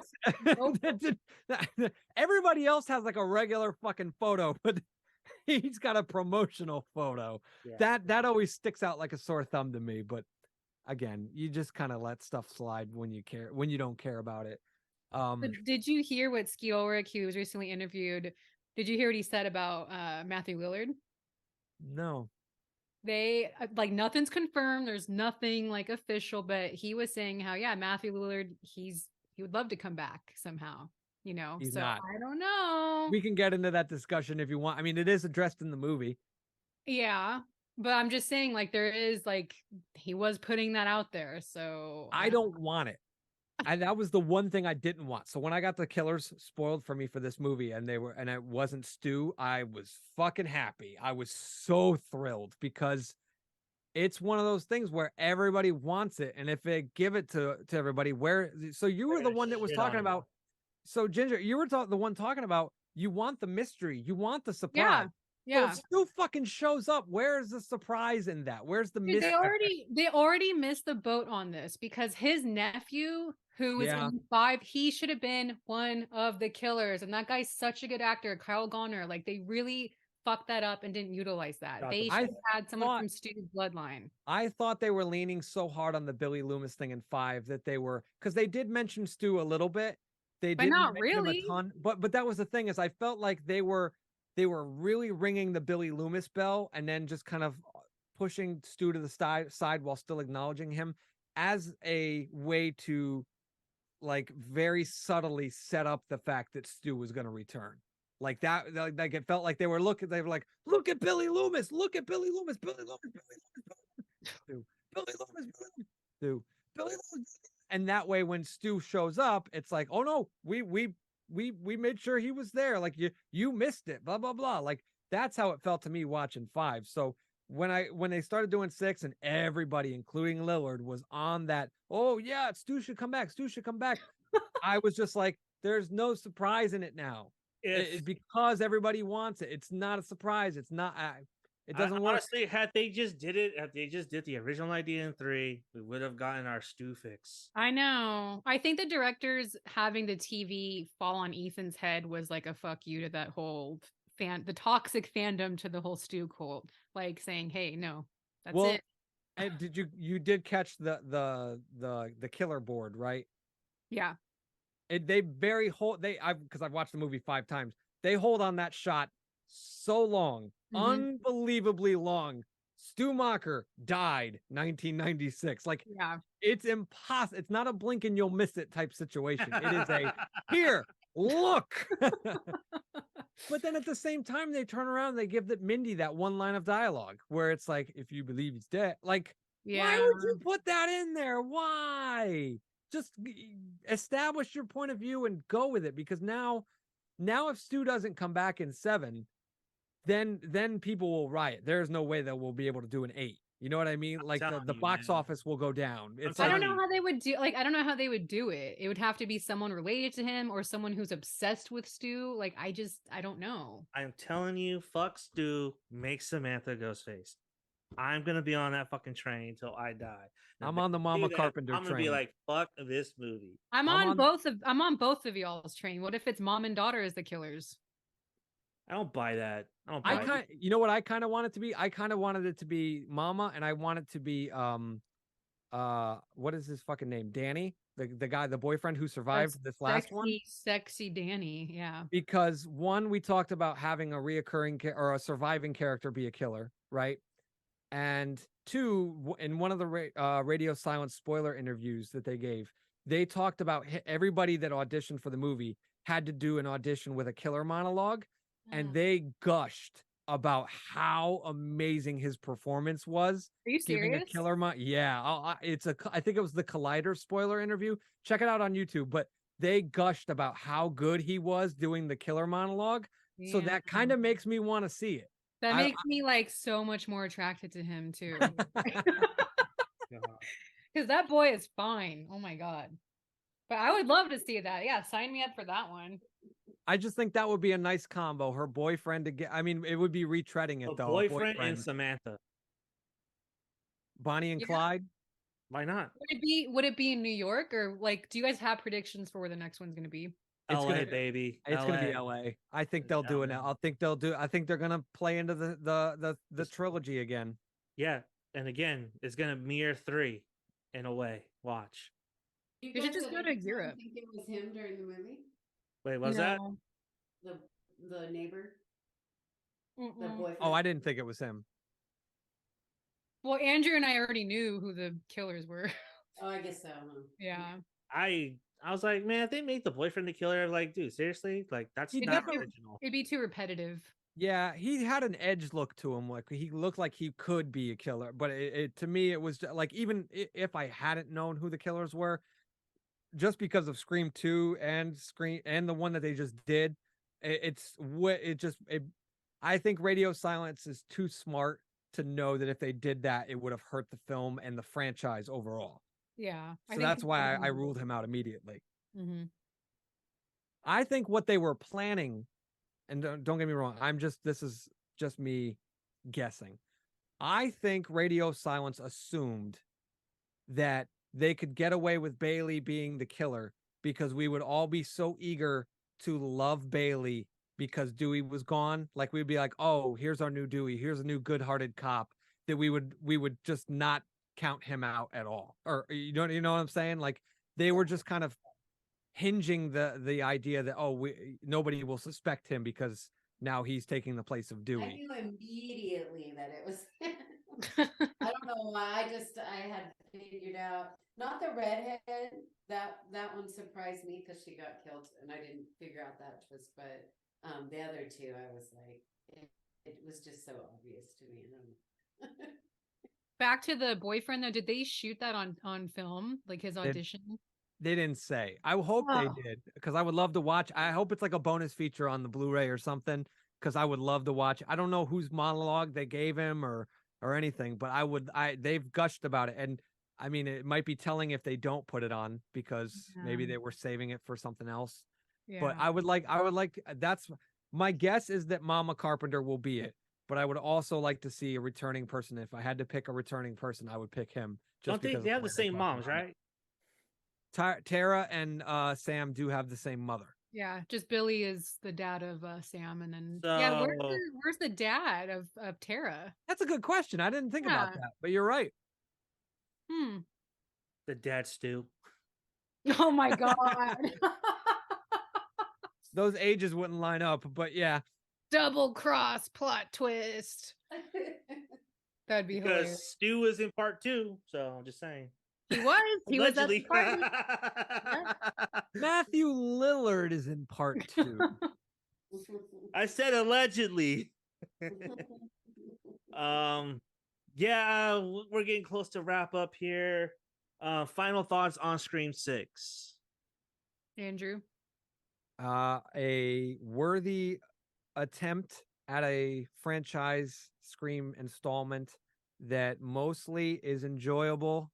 The third act falls apart more and more the more you watch it. And for that reason, it will become ultimately forgettable in the pantheon of the Scream legacy, I think. Damn, but words. But it doesn't mean in the pantheon. Jesus. It doesn't mean that I won't put it on as a dirty pleasure here and there. That's fair. You know okay. Yeah. Yeah. Although what I'm mostly hearing is just see it once. You might like it better if you. You will like it more if you watch it one time and you don't think about it. Yeah. So I don't need to watch it again then. No, you need to watch it again because you watched it angry. You hate watched it. That's what you did. You hate watched. I tried my hardest. Like, okay, I'll keep my little wrap up short. I am so happy that this did well at the box office, that fans love it, that like, yes, Ghostface is popular. I'm very, very happy about that. That horror is like finally taking over like the theaters and box office. Like, that's amazing, guys. So I am really happy at that. My thing is I'm just very critical and nitpicky with this. And I kind of like just want to just be numb and watch it and like just enjoy it and not go for those details and stuff like that. So I will watch it again when it's streaming. Maybe my mind will change, but I still think like this is a fun movie to go watch in the theater, you know, because it is intense at certain points in those scenes. I thought it was really intense. I enjoyed that. Yeah, like you want to see that on the big screen. So I'm still like happy to like push for people to go watch this. Just stay off the freaking spoiler boards and don't have asshole friends ruin it for you. So I don't want to cut off Zuko and Moist, but I wanted to raise up one more point about the movie that I did have an issue with, and this is just a personal thing, and I think some of you will agree with me. There's been a lot of people online saying stupid shit where they didn't take full advantage of like the New York City area. I'm glad they didn't have Ghostface chasing them around the Statue of Liberty or like shit like that. Like, I'm glad that didn't happen. However, I will say, from a personal standpoint, they set a Scream movie during Halloween, and I don't feel they took full advantage of the Halloween atmosphere Setting. holiday.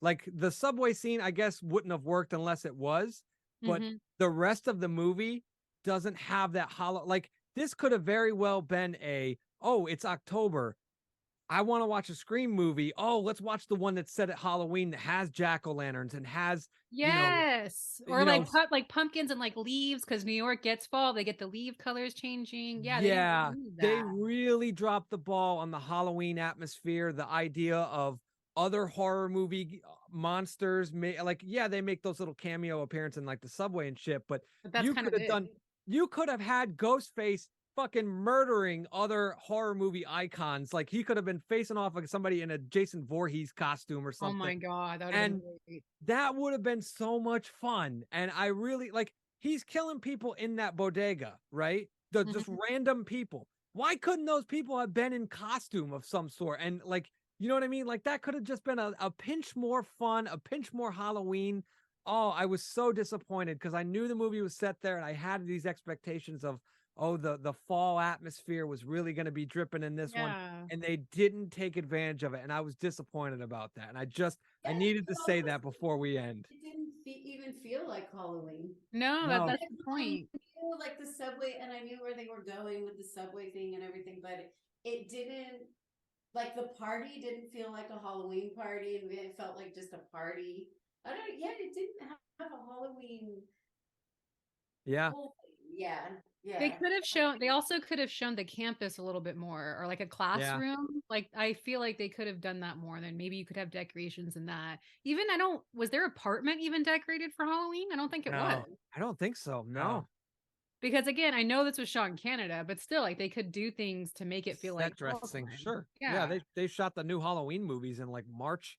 So I think they shot this in midsummer of last late year. August or something, I think. Yeah. Yeah, like they started late May into July. Yeah, it was summer. Then they had a break in mid-June because they had to rewrite because Nick Campbell did not come back.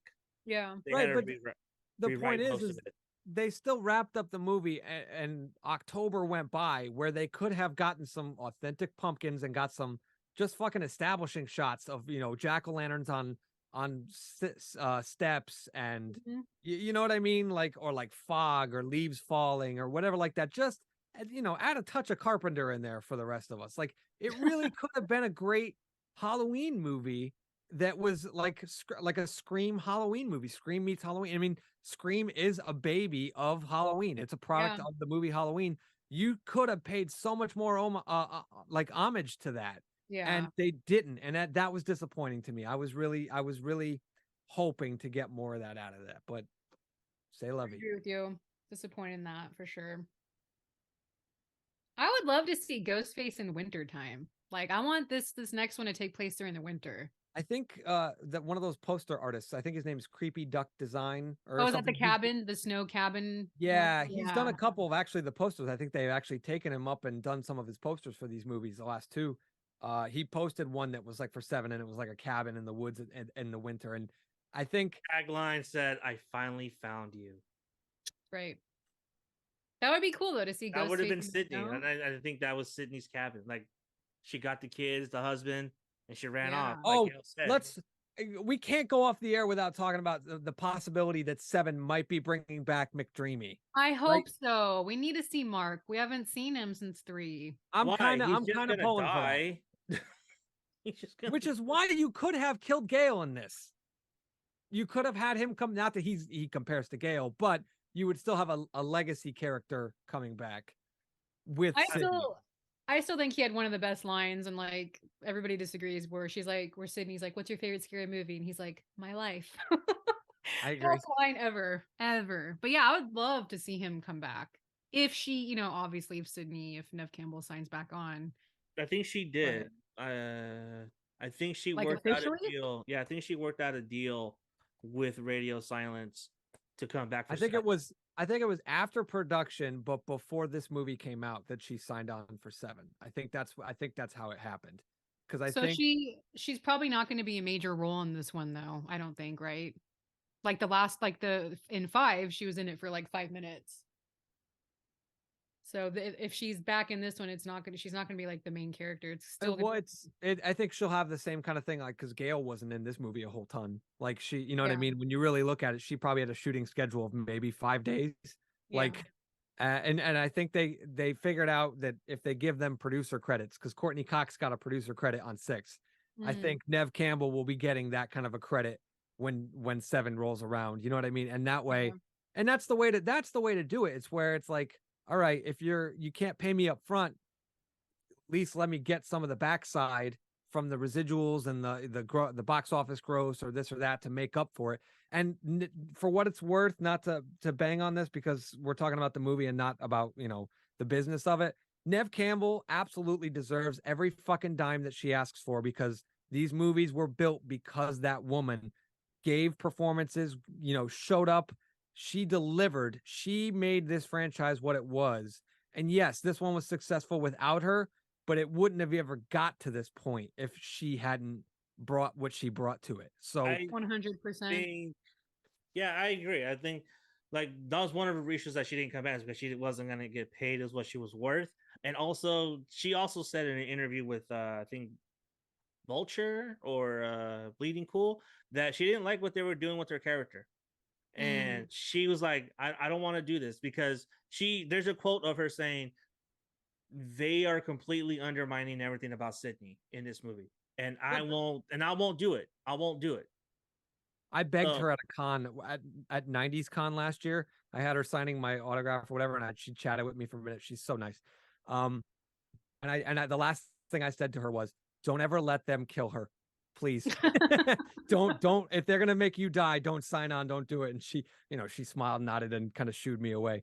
But she has every right to defend this character as much as anybody else, because of course it was a collaboration between her, Wes Craven, and Kevin Williamson that made the best final girl, in my opinion, in horror history. And next to Laurie. No, she trumps Laurie for me. No. Nothing ever beats Nancy. The That's irony a whole that other episode, you guys. Nancy and Ginny. Got an idea for another episode. Yeah, the that's a irony. whole episode. Nancy puts me to sleep. The irony. Oh, Nancy, Johnny's like, all right. Everything you say about Sydney is Nancy. She has that strength in the first one. What are you talking about? She has that strength in the third one, and even the New Nightmare. There is no Sydney Prescott without Nancy. Well, thanks for joining our episode today. Until next time. Lori is a fucking wimp, dude. She cries. She cries the whole time. Bro, you would cry too if you were going through that shit. What are you talking about? Get out of here. Get out of here. Get out of here. Until next time, you guys. Nancy's the final girl. The final girl. You best believe that shit. All right. Bye.